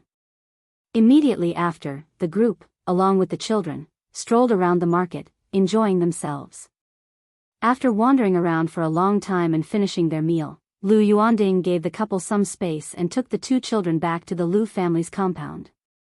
Since Red Leaf Valley was initially divided by the 4 big families, the Lu family got the lion's share, taking up almost 40%. So for the Lu family people in this Red Leaf Valley Market, there was no shortage of places to stay. Changxing, That Miss Xiao has come over again and is staying in the cave dwelling you used before, back at the spiritual talisman shop, Lu Miaoge said to Lu Changxing. Sister Miaoge, thank you for the trouble, Lu Changxing responded warmly upon hearing this. Having stayed in the Red Leaf Valley market for half a year previously, Xiao Xie was already known to Lu Miaoge. Furthermore, with Lu Miaoge's intelligence, she surely realized that the relationship between the two was not simply about cultivation. Changxing, has Miss Xiao successfully reached foundation establishment? Lu Miaoge inquired. From some information previously mentioned by Lu Changxing, she knew about Xiao Xie's attempt at foundation establishment. But Xiao Xie was reticent in nature, and since Lu Miaoge was not one to talk much either, even if they had interacted, they did not really chat. Yes, she has successfully reached foundation establishment, but she still needs some of my help for her subsequent cultivation, which is why she has come over again, Lu Changxing explained. Foundation establishment. Lu Miaoge's face showed a trace of envy and yearning upon hearing of Xiao Xie's successful foundation establishment. As a child of a cultivating family, raised from an early age to aim for foundation establishment, achieving it was the dream of all of them. However, most of them gradually realized that foundation establishment was too far out of reach. Lu Miaoge was aware that even though there was a slight chance of reaching foundation establishment, it was very slim. Sister Miaoge, I have a gift for you, Lu Changxing, seeing the expression in Lu Miaoge's eyes, knew well how her heart was set on cultivation and dreamt of breaking through to foundation establishment one day. He then took out a porcelain bottle from his storage bag. A gift? Lu Miaoge said with a smile as she took the porcelain bottle to examine it. Is this 3 Suns elixir? Looking at the elixir inside the bottle, Lu Miaoge showed a look of surprise and doubt. That's right, it is indeed the 3 Suns elixir, also known as the minor foundation establishment elixir, Sister Miaoge. Taking this 3 Suns elixir should allow you to break through directly from the 8th level of energy refinement to the 9th level, Lu Changxing said with a smile. He had also prepared a foundation establishment elixir for Lu Miaoge, so there was no need to wait until chi refinement reached perfection before taking this elixir. Taking it now would yield the same effect. You should keep this 3 Suns elixir for yourself, Lu Miaoge said with a gentle smile, her lovely and graceful appearance particularly charming. Although she didn't know where Lu Changxing had acquired this 3 Suns elixir, she was aware of its preciousness. If put on the market, one pill would be worth at least 3,000 to 4,000 spirit stones. Even though she was a top-level talisman master, she couldn't afford such a valuable elixir. After all, not all talisman masters were like Lu Changxing, possessing a 100% success rate in talisman making. Moreover, she didn't need to spend spirit stones on materials for practicing talisman making. I have already taken one, and this one is specifically for you, Sister Miaoge, Lu Changxing said with a smile. He had guessed that Lu Miaoge would refuse, so he had prepared his response. This. Changxing, thank you, Lu Miaoge said, gazing into Lu Changxing's eyes that shimmered with tenderness, and she didn't refuse any further. Between husband and wife, there is no need for thanks, Lu Changxing chuckled and continued, if Sister Miaoge plans to enter closed-door cultivation after taking the elixir, I can manage the shop. Father and Qing Zhu, Qing Shan have all come here, let's talk about it later, Lu Miaoge said softly. As she spoke, it seemed she remembered something and added, oh, right, your good friend Li Feiyu came by earlier, but he didn't wait for you to return, so he left some things for me to give to you. Things? Lu Changxing was somewhat surprised to hear this. In a little while, Lu Miaoge took out a storage bag from the room and handed it to Lu Changxing. Lu Changxing opened the storage bag and saw that it contained a pile of spirit stones. Almost 200 spirit stones. There was also a letter. He opened the letter to read it. Sigh. After reading the letter, Lu Changxing let out a light breath. The letter was a farewell. It mentioned that he had made arrangements with someone to head to Azure Phoenix Immortal City, so he wouldn't wait any longer for Lu Changxing, they would catch up and chat some other time. The 200 spirit stones were his current spare stones, so he wanted to pay back a portion first. As for the remaining spirit stones, he would repay them after coming back from Azure Phoenix Immortal City next time. He also told Lu Changxing not to worry, as he would return when he had time. Then, the letter mentioned some trivial matters and his own insights into the cultivation world. Feiyu is still the same old Feiyu, not willing to owe even a little. Lu Changxing sighed and shook his head. He wasn't in need of these 200 spirit stones at all right now. But these 200 spirit stones were probably all that Li Feiyu could offer at the moment. Changxing, Lu Miaoge also knew that Li Feiyu was one of Lu Changxing's few close friends.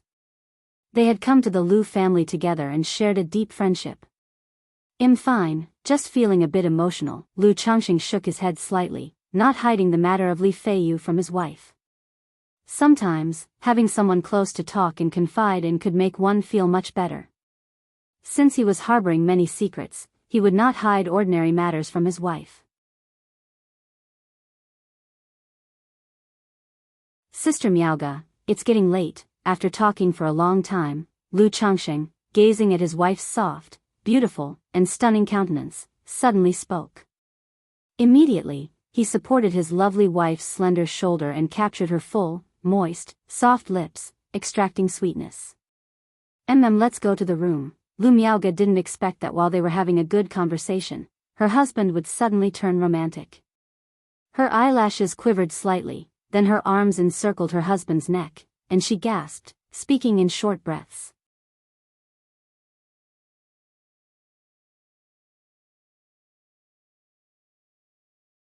Chapter 351, You Are All My Wings, Superior Spiritual Root. _1. Absence makes the heart grow fonder. After a night of jubilant celebration with Lu Miaoge, Lu Changxing headed to the cave-dwelling area early the next morning. Shiyu, it's me, open the door. Arriving at the entrance of a cave dwelling, Lu Changxing took out the transmission talisman he shared with Xiao Xie. After a short while, the cave dwelling's protective enchantment was lifted. In a moon-white dress, with a countenance both cold and immaculate, Xiao Xie appeared, as if she were a fairy from the moon palace. Changxing. Upon seeing Lu Changxing, the coldness on her face instantly melted away like ice and snow, revealing a smile. Have you missed me these days? Lu Changxing naturally took hold of Xiao Xie's soft, slippery, slender pale hand with a warm voice. After walking into the cave dwelling, he immediately drew the beauty into his embrace. The familiar rich and refreshing fragrance filled his nostrils, delightfully refreshing to the soul. Even though they were already very intimate, the fact that they hadn't seen each other for half a year and now Lu Changxing was being so affectionate upon their reunion still made Xiao Xie's cheeks flush red. However, his actions and soft words didn't repulse her, on the contrary, they made her heart, which was supposed to be aloof from worldly emotions, tremble. She didn't suppress her feelings, and with slightly trembling beautiful eyes, she whispered softly, I did. Shiyu misses me, and I have also been constantly thinking of Shiyu. Lu Changxing said, holding the warm and fragrant beauty in his embrace, whispering in her ear. Upon hearing this, waves of sweetness surged in Xiao Xie's heart. But she was no naive girl to be easily deceived. Her beautiful eyes rippled like water, and with a charming smile, she said, sweet talker, with so many wives and concubines at home, you couldn't possibly remember me. Shiyu, are you jealous? You are all my wings, how could I forget you? I've come to see you as soon as I had time. Lu Changxing smiled and said no more on the subject, speaking softly, Shiyu, let me see how your Tao Foundation is doing. Xiao Xie couldn't help but let out a soft moan from her nose and slowly closed her beautiful eyes. With rustling sounds, her two long and straight legs tensed up. Wrapped in moon-white silk stockings, her snow-white jade feet, with 10 crystal-clear toes, unconsciously curled up. After a long while. Afterwards. Xiao Xie refined the yin-yang energies and solidified her Tao Foundation. She said gently, nestling in Lu Changxing's embrace, Changxing, I've heard some news inside the sect. Meng Yibai, the grandson of Immortal Meng, the one we encountered in the Qingyun market before, he's dead, Xiao Xie revealed. Meng Yibai was not just the grandson of a false core immortal. He was also a core disciple of the Qingyun sect. Even within an immortal sect like Qingyun, foundation establishment cultivators were extremely precious and considered a central force. Furthermore, Meng Yibai was no ordinary foundation establishment cultivator. Now fallen outside, his death was no small news within the Qingyun sect. Meng Yibai? Lu Changxing was caressing a ripe and plump softness as full as the full moon, and upon hearing these words, he raised an eyebrow. Xiao Xie must have guessed that he was involved in the news since she had told him about it. He didn't choose to hide it and chuckled lightly. After I left the marketplace, he inexplicably pursued me intending to kill, so I had no choice but to slay him. Xiao Xie showed no sign of surprise upon hearing this. Just as Lu Changxing had guessed, when she heard the news, she had a vague feeling that it concerned him. Especially after understanding the general situation and who Meng Yibai was, she was almost certain that Meng Yibai had died at the hands of Lu Changxing. Although she didn't know how Lu Changxing, who had just broken through to foundation establishment, managed to kill Meng Yibai, who was in the mid-stages of foundation establishment, the Yin-Yang 5 Elements foundation base and his past performance of slaying the man in the red robe made his image in her heart loom large and grand. She felt that although the event was shocking, it was within reason. After all, the man Xiao Xie fancied was never that simple. Changxing, although Immortal Meng did not bring the investigation to you, I found out she went to Qingyun Market to inquire, and it's very possible she will target us. She refrains from questioning me only because she considers my master's position. As far as I know, Immortal Meng was very fond of her grandson Meng Yibai and won't let this matter rest. She will continue investigating. I've come down from the mountain in disguise, concealing my identity. You should also be careful in the future. Xiao Xie said softly, still nestled in Lu Changxing's embrace. Having guessed that it was Lu Changxing who committed the act, she naturally went to understand the situation.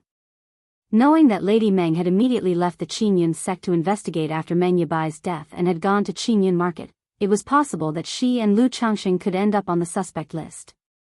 Moreover, cultivators don't always rely on evidence when they take action. Especially when there is a power disparity between the parties, evidence is even less likely to come into play. Being the disciple of a core formation master, she herself was not worried. However, if Lu Changxing were to be targeted, he could face danger and trouble. This was why she revealed the situation to Lu Changxing. All right, I'll be careful, Lu Changxing said, his eyes narrowing slightly in acknowledgement. True, he had refined the resentful wraith threads, preventing the false core immortal from tracking him down. But the place where he had killed Meng Yibai was not far from Qingyun Marketplace. If the Qingyun sect were to investigate, they might be able to uncover some clues. After all, the cultivation world was full of various means, and such matters were unpredictable. Shiyu, what about the Qingyun sect? How have they reacted to Meng Yibai's death? Lu Changxing inquired. He wanted to know how the Qingyun sect typically dealt with such situations. The sect has ordered the punishment hall to investigate, Xiao Xie responded.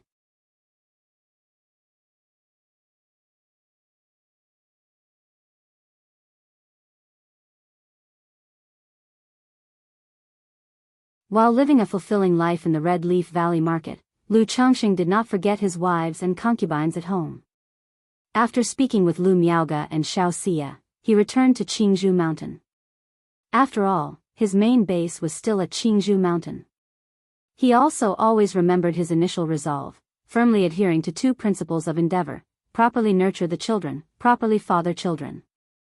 After returning to Qingzhou Mountain, Lu Changxing learned that his efforts over the past half-month had led to his concubine Kuei Si becoming pregnant. To this, Lu Changxing felt gratified in his heart. After asking after the well-being of his wives and children, he continued with his great endeavor of fathering children.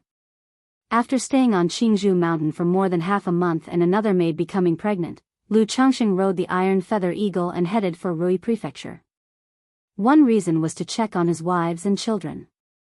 Another was to see the young girl Bai Ling. After all, it had been half a year since they last saw each other. He didn't want the young girl to forget him. Moreover, she could also try to start cultivating now. Upon arriving at Rui Prefecture, Lu Changxing visited his home and then went to see where Bai Ling lived. Brother, Bai Ling was learning weaving with Granny Zhao. Seeing Lu Changxing arrive, her little face immediately showed a look of delight as she trotted over. She was still dressed in that exquisite white Lucien skirt. But to Lu Changxing, looking at Bai Ling now, he felt that compared to half a year ago, she seemed to have gained a certain allure. Though allure was hardly suitable for a 12-year-old girl, it was the feeling that Lu Changxing got. And he could clearly sense that it was not an illusion. She really had changed in that respect.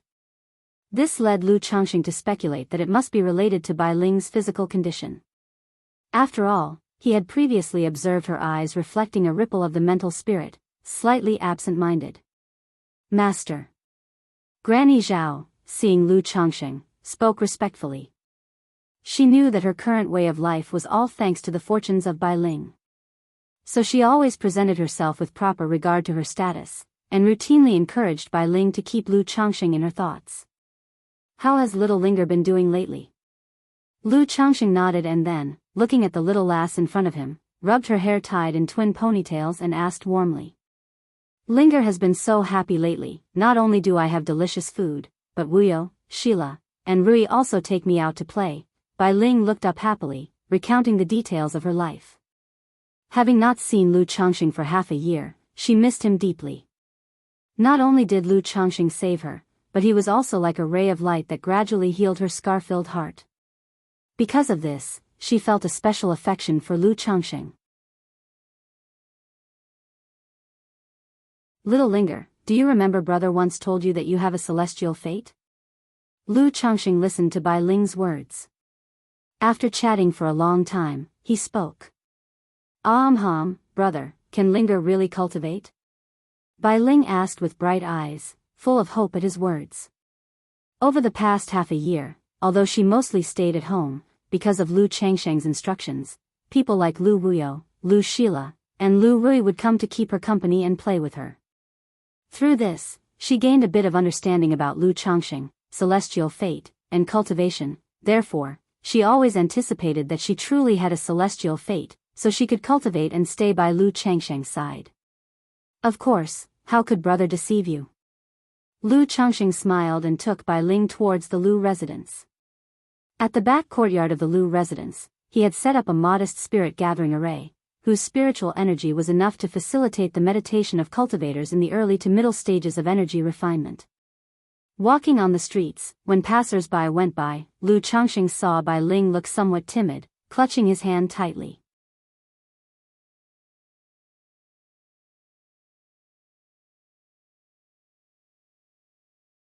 Chapter 353, You Are All My Wings, Superior Spiritual Root.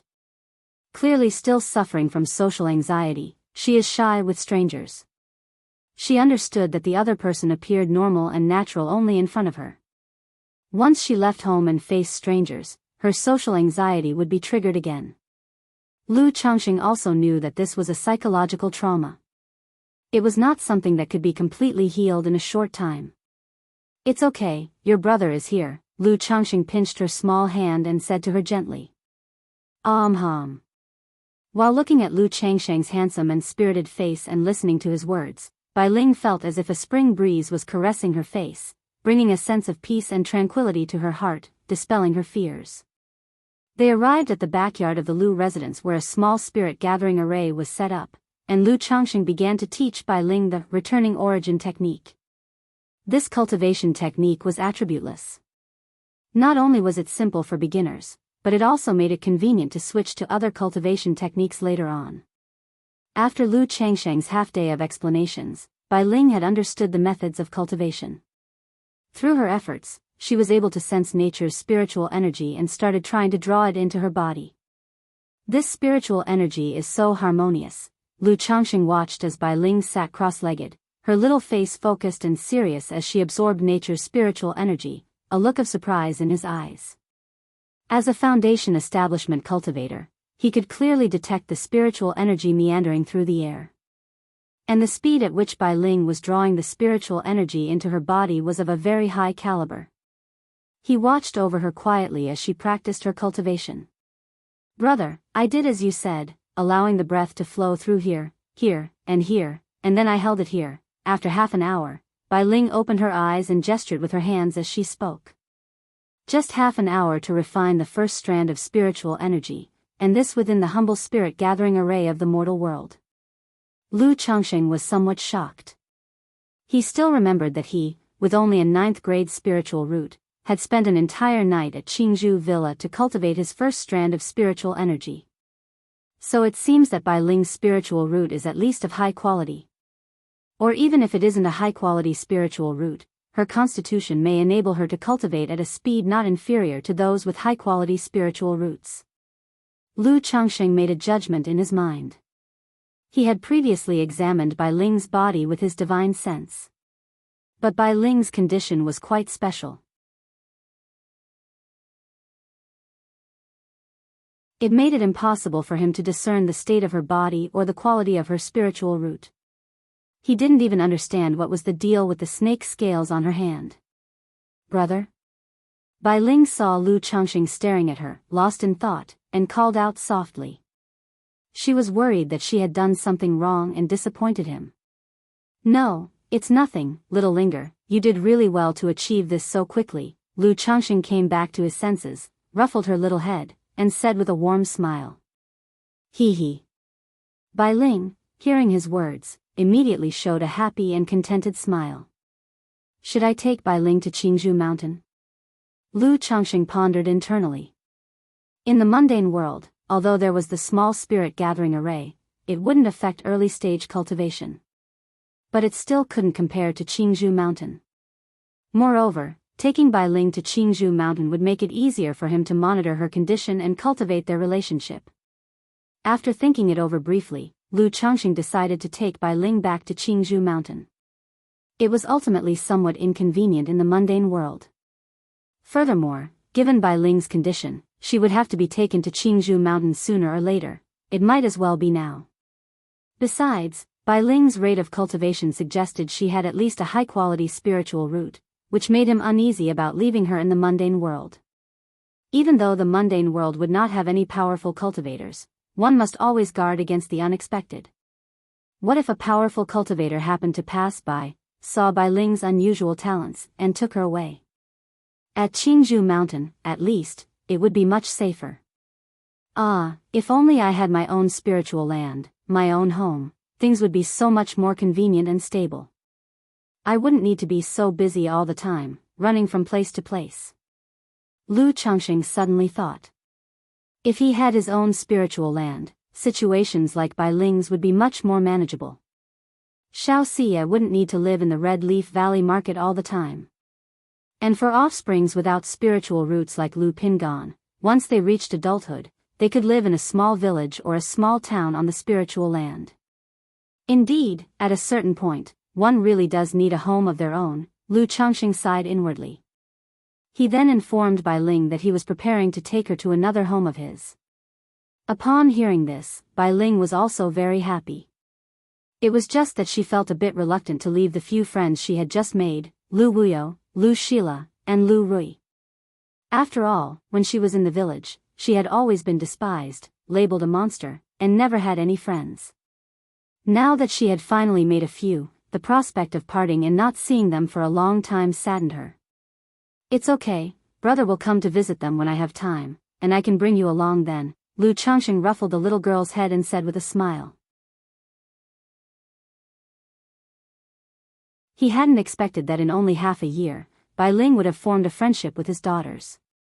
After living at home for a little less than half a month, Lu Changxing took Bai Ling and Granny Zhao to Qingzhou Mountain. Bai Ling had severe social anxiety and lacked a sense of security. Taking her to Qingzhou Mountain when he was not around would surely make her feel insecure, but Granny Zhao's presence would make it much better.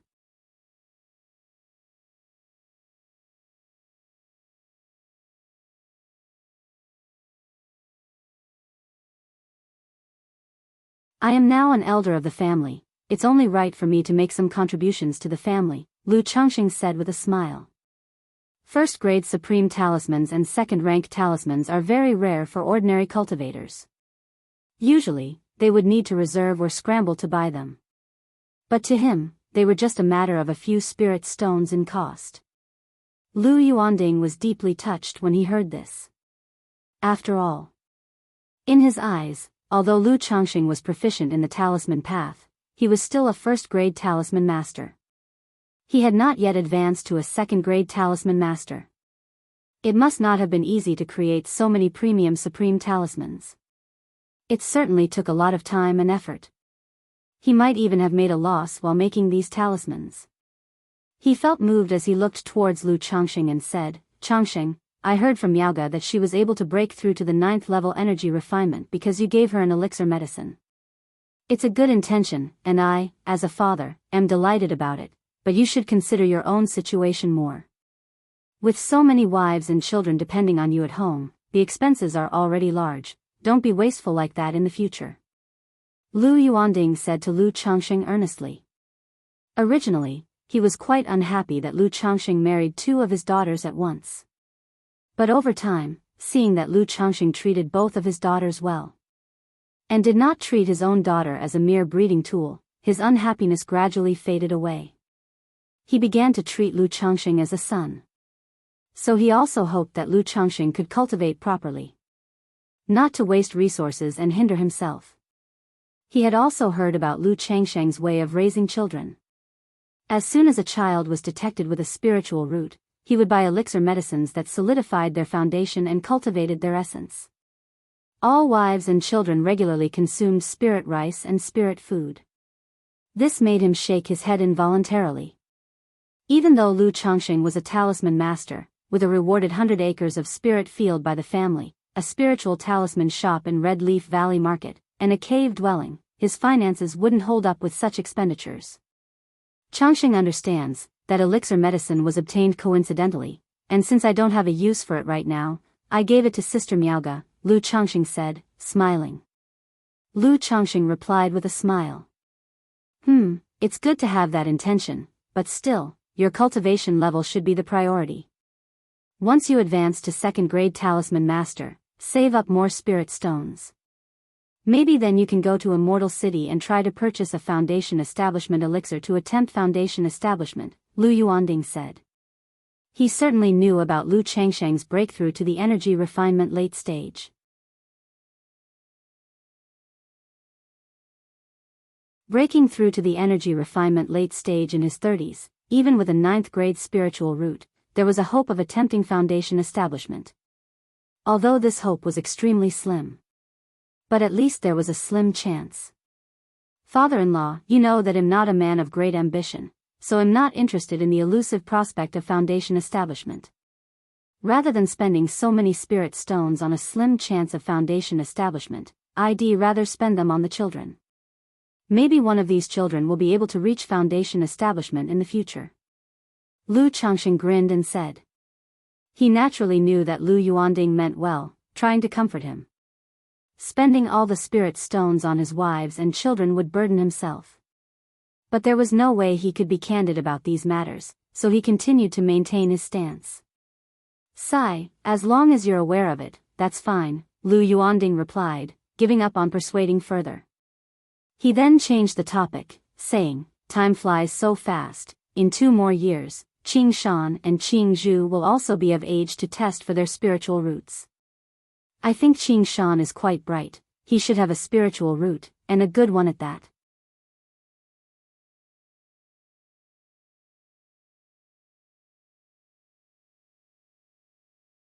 Chapter 355, Changxing, are you willing to join the Qingyun sect? Lu Changxing responded with a laugh. Among all his children at the moment, only Lu Qingshan was the one he had high hopes for. Not only did he possess a middle-grade spiritual root, but he also had a Gingjin body constitution. He was truly someone with a promising future. Sister Miaoga has a 5th-grade spiritual root, so Qing Zhu's spiritual root should also be quite good, Lu Changxing added. Although his son was indeed formidable, he couldn't forget his darling daughter. Especially in front of his father-in-law. Hee.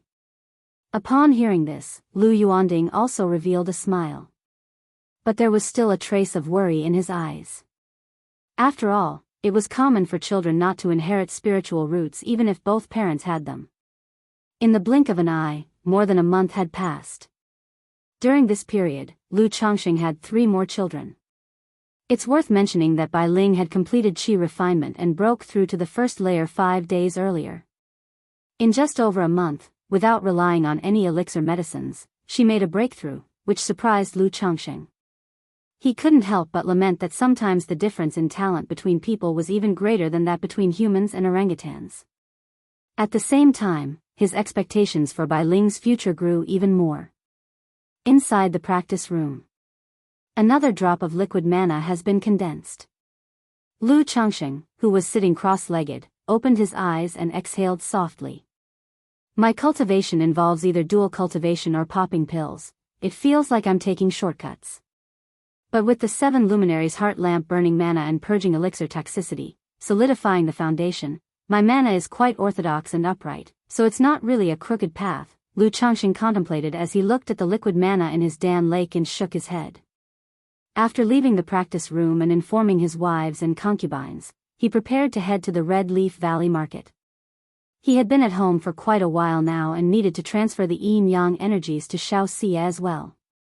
Since there was just over a month left until the auction held by the Red Leaf Valley Market began, Lu Miaohuan, Lu Miaoyun, and others also expressed a desire to go and have a look. I have some matters to take care of this trip. I'll come back to pick you all up later, Lu Changxing said immediately upon hearing his wife's words. After reassuring his family, he rode the Iron Feather Eagle to the Red Leaf Valley Market. Walking through the market, Lu Changxing noticed a significant increase in the number of people. On the streets, there were also more patrolling enforcers from the 4 major families.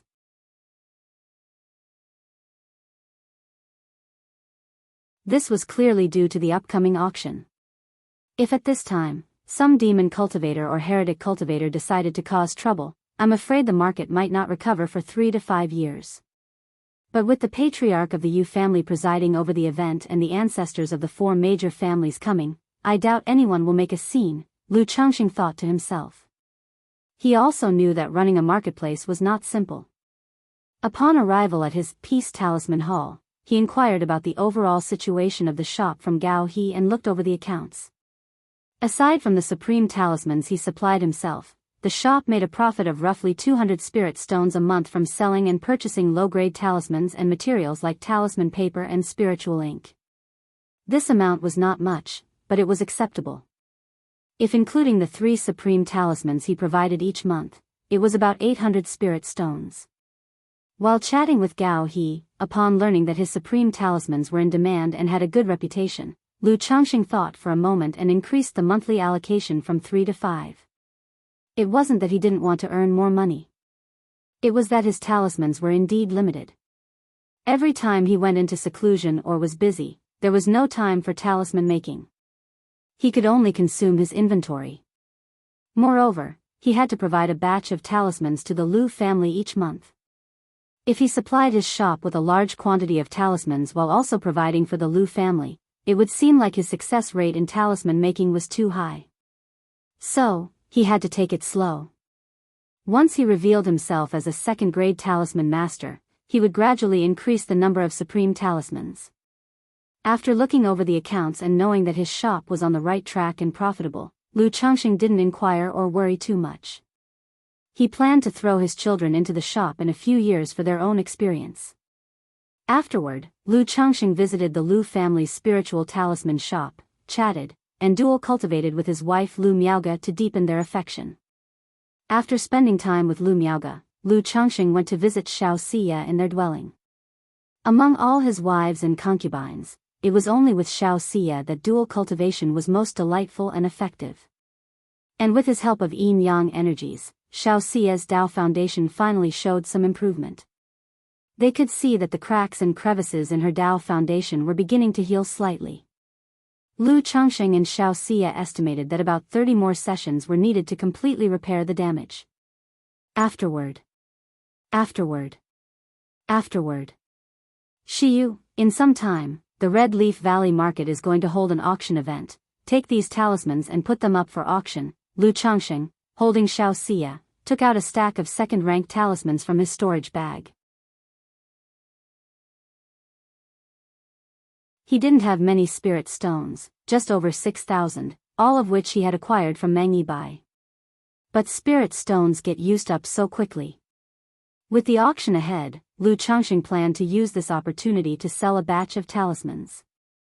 After all, his second-rank talismans were not easy to sell in the Red Leaf Valley market. In other large marketplaces, they could only be sold at a discount, definitely not as good as at an auction event. Second-rank talismans?